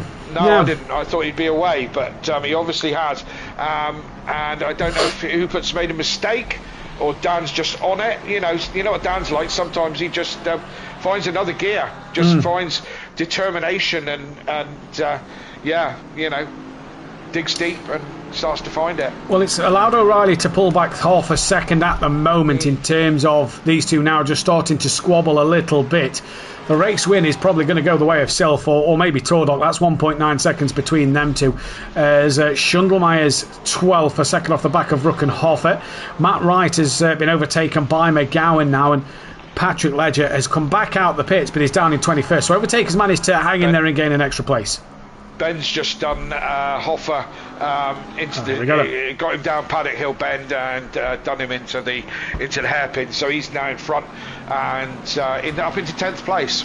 And this brings Schundelmeyer into play to Hoffer now, because with him and Ben, with Hoffer and Ben scrapping over the last couple of laps, Schundelmeyer's now decided to join this party and add to the front. It's about 10 to 8 here on circuit time at the moment at Brands Hatch. And this is going to be an interesting one to see what these drivers can do. Darren Yeo is on the same lap as Overtaker. I don't know what the gap is. He's 10 seconds off O'Brien, so maybe trying to get to the end of this one. Overtaker 26 behind. We have lost Patrick Ledger. He has got to three-quarter distance, so will score points for 21st. But that could be a third qualifying ban going into week 2 of this race. We'll have to wait and see. So we keep our eyes on Schundelmeyer and Hoffer. Viper's still within that half a second of Mike Matthews. I'll tell you a man who's had a dismal race 1 and a very quiet race 2. Jamal Clouden. Not really had to speak much about him today. Yeah, absolutely. As I say, hopefully we'll see more from him throughout the season. Just for me and all the people at home, Matt, refresh your memory on the blue flags rule for this season. Drivers have to get out the way. The lapped cars have to move out the way. They have 3 corners to do so, unless it is corners like Maggots, Beckett's, Chapel, the S's at Cota. It's obviously within 3 normal corners. Nothing ridiculous where they have to move out the way. Failure to do so will lead in a penalty to that lap driver. So we're running Formula 1 style rules as opposed to endurance type rules which we have in the past. How's that going to fare at Bathurst as well? Is that because we know how tricky the mountain is up and down there? What's going to be the blue flag rule there? The ruling normally is no lapping down the mountain. Obviously this will be discussed in the admin chat and will be posted on the Discord, and we can let you guys know when it is posted, whether it is up and down the mountain or just down the mountain. But normally it's only for down. Up is a bit wider and a bit easier to do so. But again, where the drivers are able to move out the way, because corners, the minute you come towards turn 3, which really brings you up the mountain part, corners come thick and fast. So it is about really sort of being aware and drivers not being too impatient. This is going to be key for drivers to make sure they aren't overdoing it and trying to push the blue flag limits. But that's going to be one to keep our eyes on. Absolutely, and that'll be an interesting race. Bathurst is still one of those that physically scares me. Yeah. And we're only driving a PlayStation. Exactly. It's an intimidating place to go. O'Reilly's once again dropped right off the back of Dan. Harris, I said, was catching O'Reilly. He's not anymore. That is now 7 seconds is that gap. O'Reilly to Michael Harris. He's got to be close. Mike Matthews doesn't close in. We're into the final 7.5 minutes. Dan right up the rear of Hubert. The problem is Hubert's just gone a little wide on a few corners.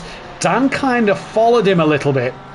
So just got to be careful as Dan, again, that track limit looming over his head. He just wants to make sure that he's not getting in. And we said it, didn't we, Kelly? At this stage of the race now, where you're not really going to make up any time, 4th place points are going to be a lot better than getting a drive through. And Dan is clever enough and wise enough that he may settle for them points. That is Skunky that they are coming up to lap, who goes very wide at Druid's hairpin and lets them both through. But on the other hand, Dan is a racer as well, and if he sees an opportunity that's going to come his way, he will take it. I don't think he'll do anything stupid, but if an opportunity presents itself, he might well take it, especially coming through the lap traffic where you're unsighted a little bit. Indeed, no, couldn't agree more. As Mike Matthews is coming under incredible amounts of pressure here from Viper.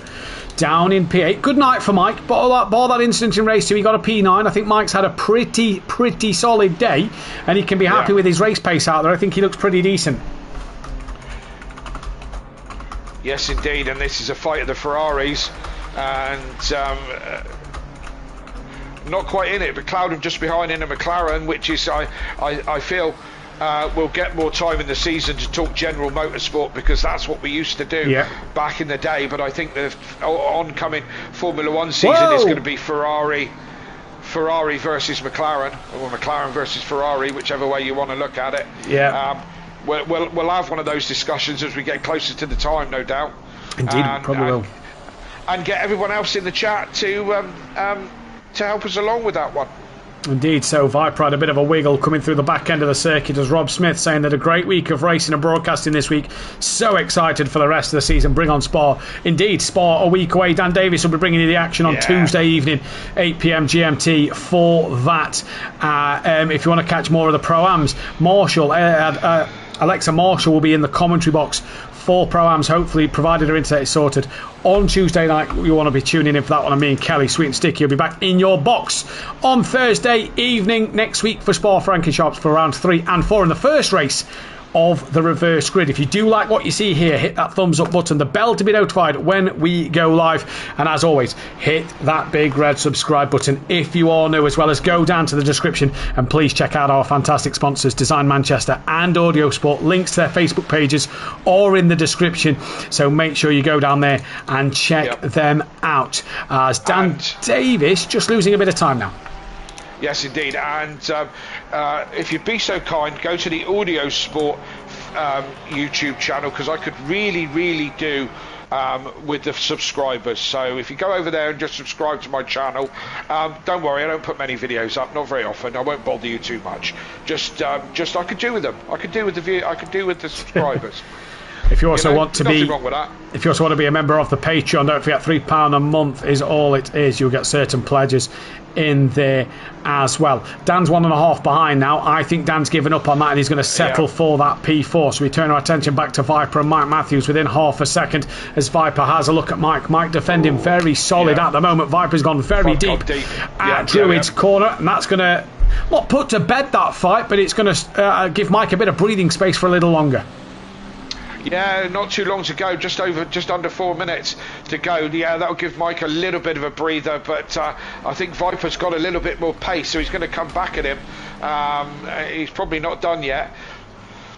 Certainly, when we go to Spa next week, that's one that's a little bit easier to overtake. So we may get a little more overtaking. And I think we'll see as well, Kelly, the difference in the cars. You know, we've got the big long straight after Addy on the 441 has had a spin. That's Hoopert. Hoopert's off. Hoopert is off. Dan Davis on the podium. O'Reilly's now moved up to 4th. Michael Harris will get through as well. Can Mike Matthews get a hold of another position? Whoa, yes he can.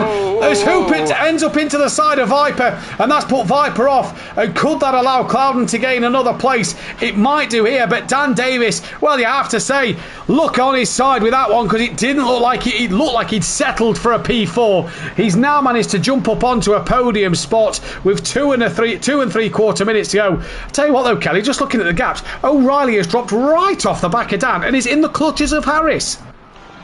Yes, he has. He's dropped off the pace terribly. I mean, but luck falls Dan's way in this one. And if I say the sun shines on a dog's arse, well, that dog's sitting in Barbados with that kind of luck. The reigning champion been struggling all night, not on the ultimate pace, been just clawing onto the back of the other guys. Looks like he's going to come home with a podium. What a result. Yeah, what a result, especially when he's made 2 errors of a very uncharacteristic nature for Dan Davis to make 2 driver errors. Either way, Cloudham now is on the back of Viper. I didn't quite see if Hoopert and Viper did touch, but Viper's now under pressure from Jamal, and Jamal, who's had a very, very lonely second race, all of a sudden might sniff at the chance of a P8 here in this one then. No other battles really. In fact, there is a battle happening elsewhere. That is Harris within now a second of O'Reilly. That Honda has just died off, and what we're going to get is a normal temperature race as Viper onto the grass, and this could allow Cloudham round the outside at Stirling's. That's a brave move to get it done round there. Cloudham nearly taps the back of him, has that momentum though coming down towards the final corner. Will have the inside line. Can he brave it out? Viper, no, gets Viper, back in front, chops the nose off. Yeah, a bit of a duffing chop there. Actually, it wasn't that bad. No. It wasn't that bad. No. he just took his line.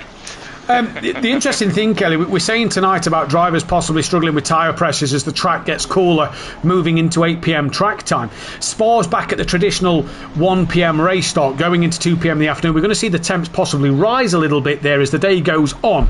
Are we still possibly going to expect this? Obviously, we've got the morning race at Indianapolis the week after. Temperatures are going to start cold, get warmer. We've got an additional night race this year at Imola and Red Bull Ring where temperatures are going to cool off as they go through. What's the predictions here? Because this surely has to be down to the fact that temps have just plummeted. Sorry, O'Brien's off, but he's being lapped anyway. So, but he was on the grass. Yeah. I don't know, Matt. I really don't. I hope it is an element. I really do hope that the tyre wear and tyre management is an element. As I said, for me, playing this game for the last 4 seasons, I don't struggle on tyres at all. So I have no real experience in tyre struggles. So Clouden right on the back of Viper at the moment. This is a real scrap. Clouden just gives him a tap. The Viper's kind of got it all back together. As Clouden backs off a little bit, lets him regroup, right thing to do as they go at it again. Big scrap between these two. As I said, for me, tyre wear's never been an issue for me. I've always been a bit of a tyre whisperer. Again, maybe because I don't push the limits that hard. I don't know, but I really do hope it is an element. I hope drivers have to think about it, and we get that element so other people who have looked after their tyres get an opportunity. Yeah, rightly so. Well, at the moment, it has been a good night's worth of racing. Sylph is coming towards Dingle Dell now. I'll let you keep your eyes on the Clouden fight as we go back to our race leader, then Sylph. Race 1 was a P2 for him. It's going to be a P1 in this race. Tordok's going to take both fastest laps because I doubt anybody's going to take that from him now. What a drive then from the two MSA drivers. They have been the team of the day. Can't take anything away from them. But it's Sylph who's going to take round 2 of the season. Tordok will come home for second place. Dan Davis, lucky but solid third position, I will say. He's looked really good. It is pointy, and you've got to get the rub of the green, and that has gone Dan's way in this second race. Good result for him in this one. O'Reilly, lucky to get P4 as well, but just didn't have the pace. That car just died at the end of this one. Not sure what happened to O'Reilly. Needs a blade sharpening. It does indeed. Michael Harris was P5. Mike Matthews going to come home for a solid P6. Good night for Mike Matthews, 9th and a 6th. Hoopert P7 at the end of that one. The Viper Clouden fight rolls on, but it's Viper from Clouden. Then it is going to be Ben who will come to the line in just a few moments' time then in this race. We're getting some other drivers cross the line. Unsworth has finished down in 15th place down there as Ben comes to the line to take home P10. Yeah. Matt Wright will be P14. He's not going to be able to. In fact, he's in a fight still. Sky Schundelmeyer, P12. Decent result for Schundelmeyer. McGowan, Hoffer was P11. McGowan's going to come through for a good P13, just ahead of Matt Wright in 14th place. Fraser O'Brien has already finished down in 17th place. Then we've got Skunky down the order as well. I am just going to save the highlights because I forgot to do race 1. Yep. I'm going to have a quick chat to the people in the chat. Rob Smith, great week of broadcast, racing and broadcasting this week. Excited for the rest of the season. Bring on Spa. Yes, Rob, I'm excited for it as well. It's been an absolutely thrilling week, to be honest. This first week back of this season. The competition is this channel has moved on so much, and the quality of drivers has just gone out of this world, and I think it's going to be a great season all the way. Tell your friends, get them to join us live every week. It's going to be a great season. PN driver of the day, Knopfler for him in the Bentley. Beto is Harris for driver of the day. Beto, great racing, great comms, thank you very much. Rob Smith, give a round of applause, thank you. Peaceful Explosion, what a tough race. Yes, you did well, Mike. That's just in case you didn't know, that's Mike Matthews.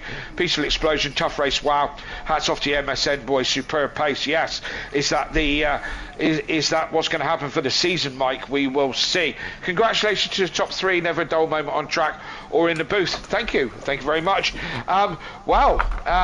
Hey, normal service has resumed in your sweet and sticky box.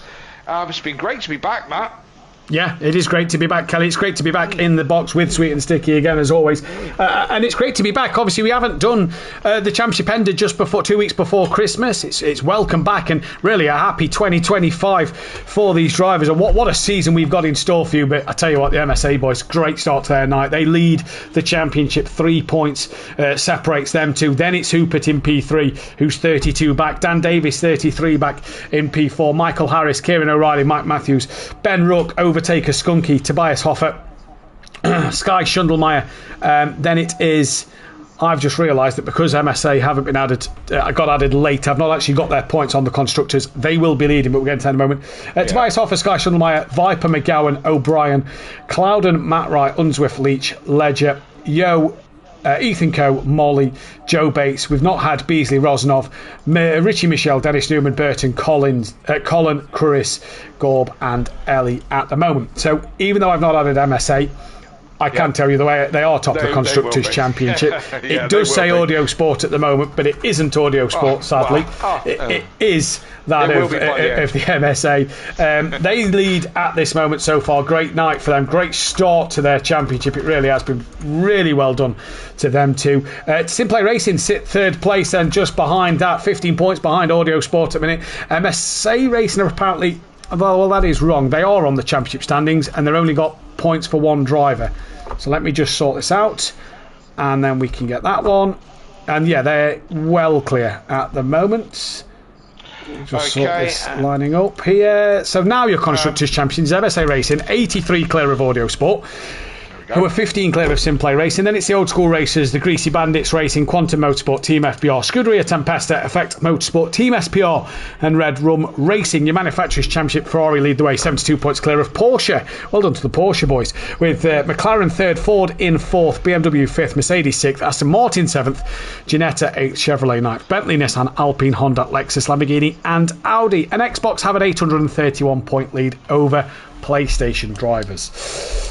And we can breathe a little bit and have a sigh of relief, and we can speak with Dan Davis, the only man who's currently in for an interview while Mike Matthews sorts out the lobby to be reset.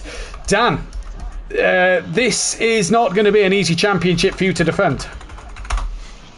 No, definitely not at all. That was incredibly hard. Incredibly hard. Yeah, this. I missed the Lexus. Basically, I missed the straight line speed of it, but no, the Porsche did me well tonight. Two different setups for race 1 and race 2. Race 2 was more consistent, but not as fast. But wow, those Nissan boys were those Ford boys were quick. Those Mustangs were mighty. I'm amazed I managed to wound one, not all three, but. This is going to be very, very hard. It is going to be very hard. Now, Chris told us in the chat that you had 3 track warnings with half an hour to go. How much that was playing on your mind during that race when you was in the fight with Hupert and with O'Reilly? Because it looked like middle sector, you was, I don't know if it was you struggling or if that was you sort of being a bit cautious. It was, yeah, so I don't know the exact corner, but as you come to the GP loop, you've got the first right-hander and then the second right-hander. That was the one where I was just understeering wide and just going off circuit ever so slightly, and 2 laps in a row, I did it twice and it pinged up, one earlier on. So that's where I was struggling, and I knew the Mustangs were mighty in that sector. They were very, very good there. But sector 1 seemed to be where I was my strongest. And we kind of balanced in sector 2. They had the straight line advantage, but not the pace through the right-hander. But yeah, just it was sat in the back of my mind. But I knew at that point, you know, I've done this enough times now to just back off a little bit, can put the pressure on the guys in front, and then, you know, hopefully they crack. And both O'Reilly and Hooper did. So yeah, I capitalised. I really wanted the end of the night on the podium. I didn't want to go without a podium.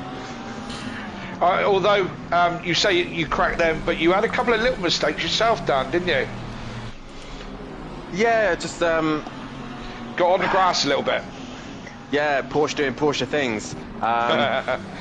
Basically, it looked like to us in the comms, it looked like you just put a couple of wheels on the grass under braking. Is how it looked. Yes, from time to time, others not. Every time you hit the brake in this car, obviously all the weight is to the rear of the engine, the fuel tank's at the front. So when you come off the brake, the rear end lifts, so it's a bit unstable. But it wasn't that really. As soon as you get a slide in this car, other cars you can kind of slide into it and you can gain time. But in the Porsche, every time you're sliding in it, you're losing time, and trying to stop it from doing that is a task on its own. So not only was I challenging the guys around me, but I was also challenging the car itself around a circuit where you can't make a mistake. So yeah, let's just say I'm ready for bed, let's put it that way. Made a mistake there at the end, and you gained that 3rd place. By that time, had you already kind of settled into the idea of 4th place? Yes and no. I didn't want to give up 3rd. I knew that, like, numerous times those Mustangs all 3 of them did go wide at that corner a few times. So I knew there was still, like, obviously fatigue kicks in. I've done enough racing on this now to know that the hour-long race, still things can happen to the very end. And I think I just was like, yeah, I'll just sit here. Yeah, no, I had to just conceive a little bit, and then obviously a luck came my way. Absolutely. Sorry, Matt, I've been muscling in on this. No, you're fine. You're absolutely fine. Sorry, I'm just trying to add some people to a ticket or two.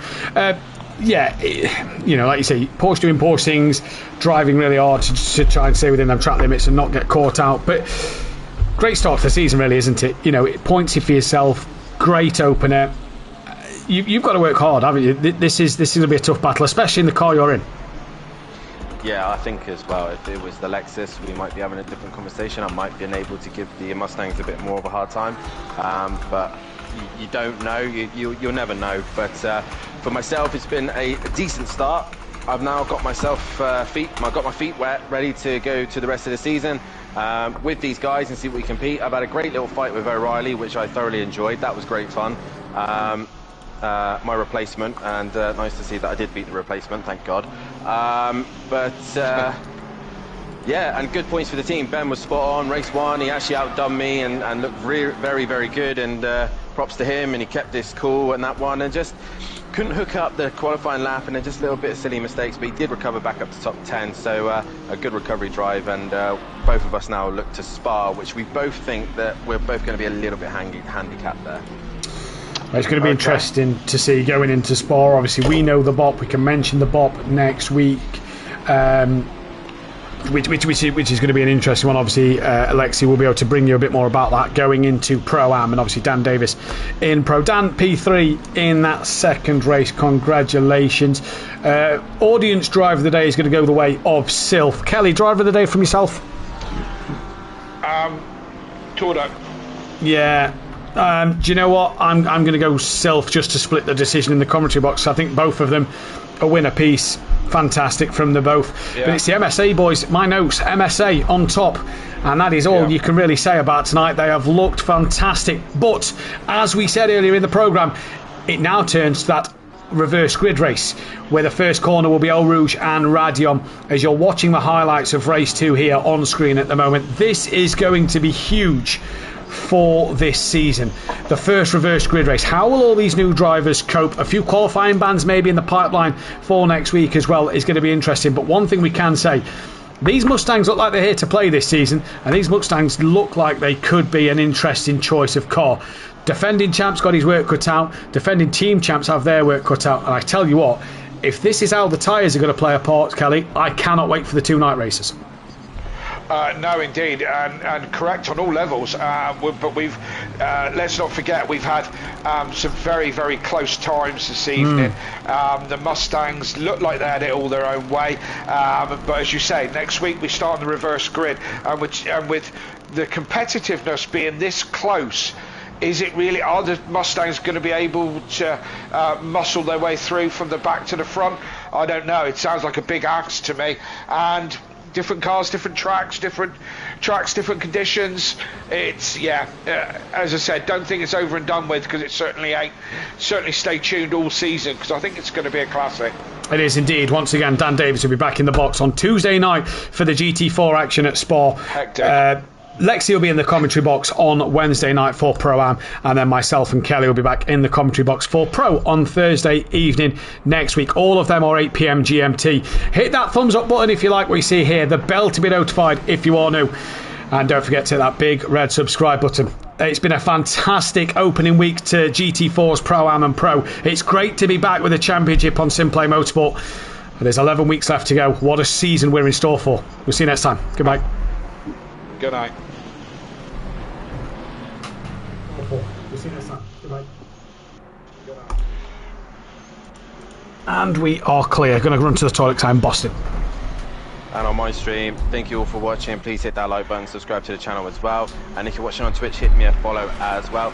A decent start to the season. We've got to work from this, but Spa is going to be a nightmare. I think I'm going to be doing a rain dance as much as I possibly can, because I would like the rain instead of doing it dry. But nonetheless, I will catch you all next time out. Catch you all later. 10 months and 19 days till Christmas. Team Audio Sport forever.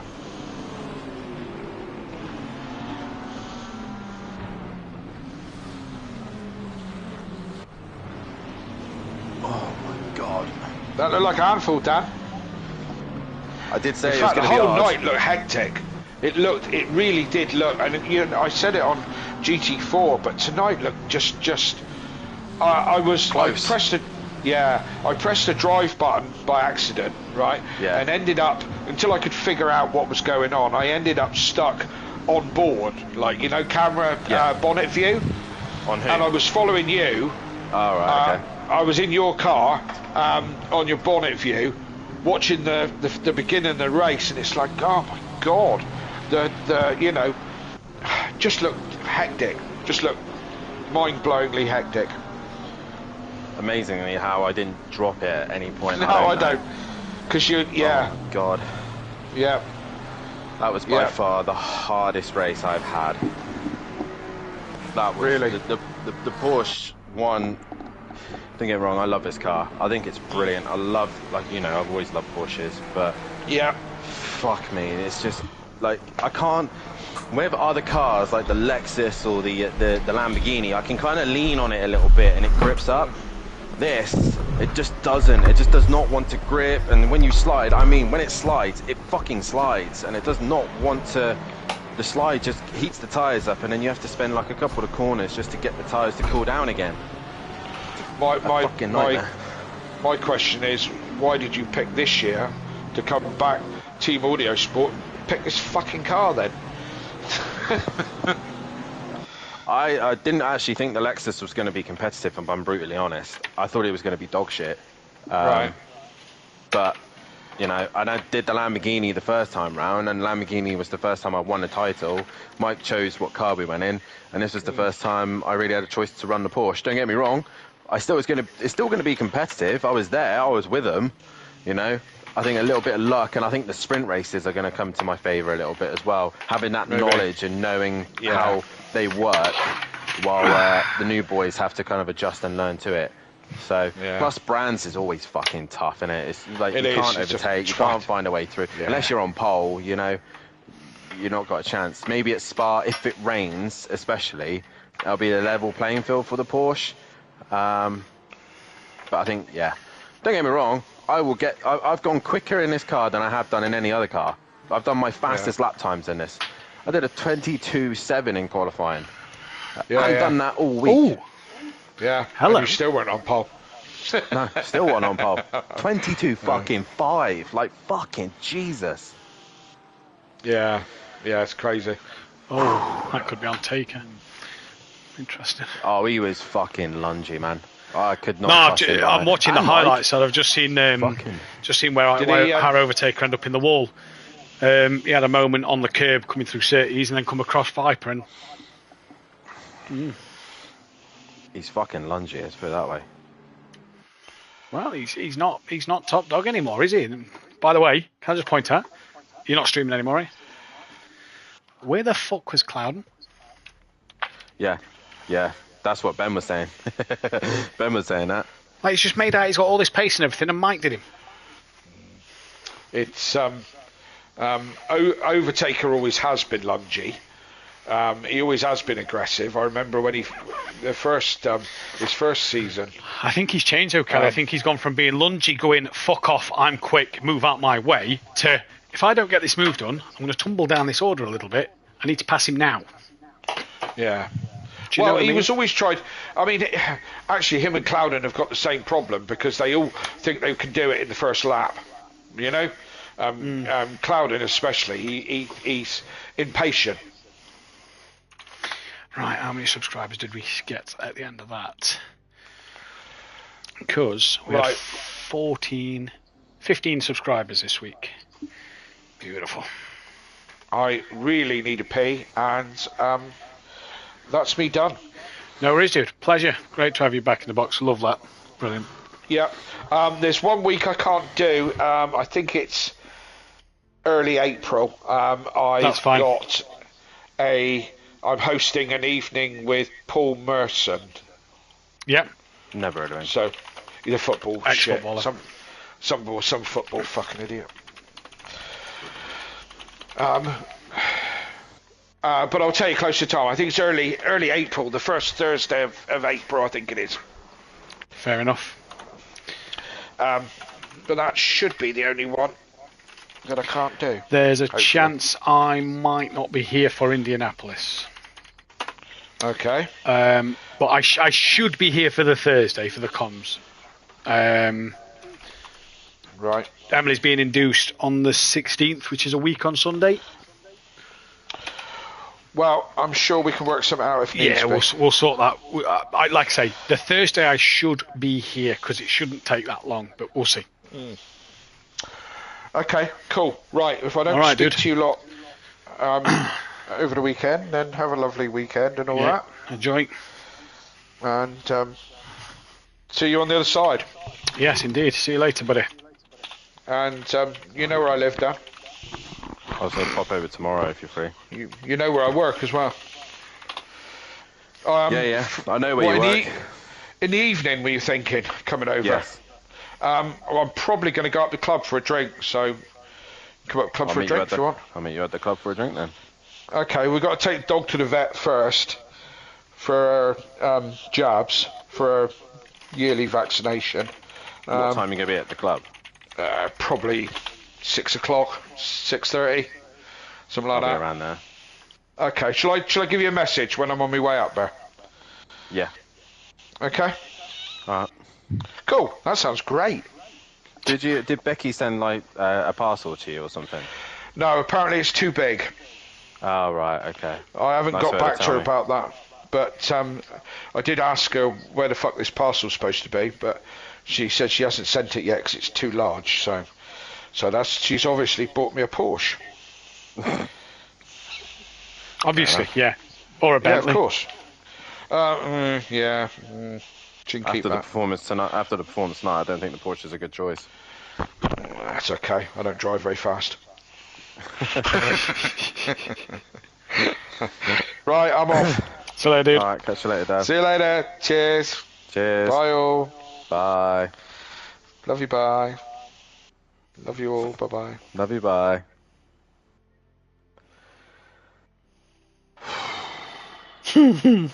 Fuck. Jesus, man. Tough one? Very, very tough. I'm amazed I got a fucking podium.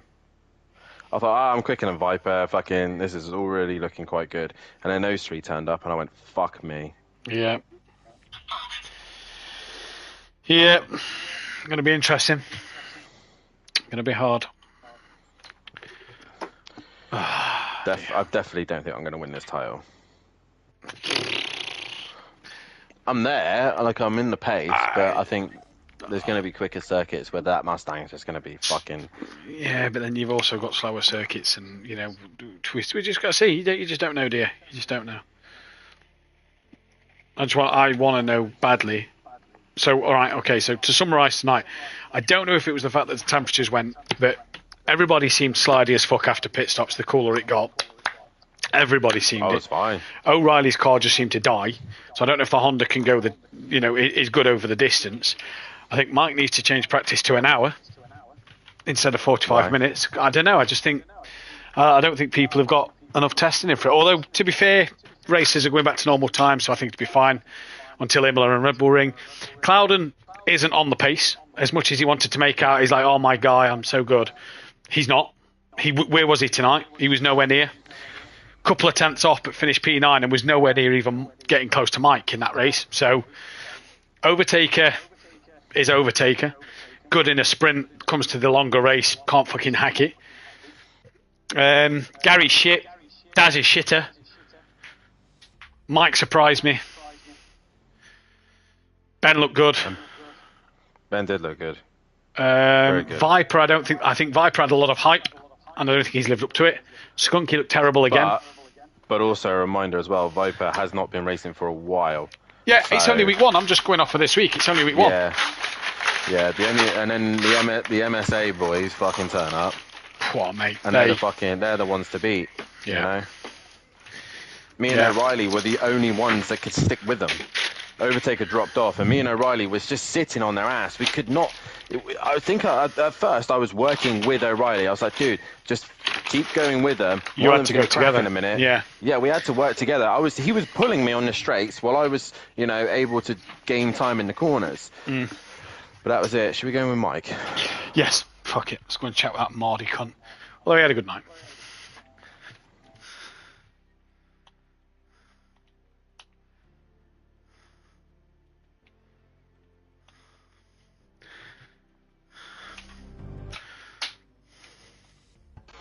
Yeah. I didn't.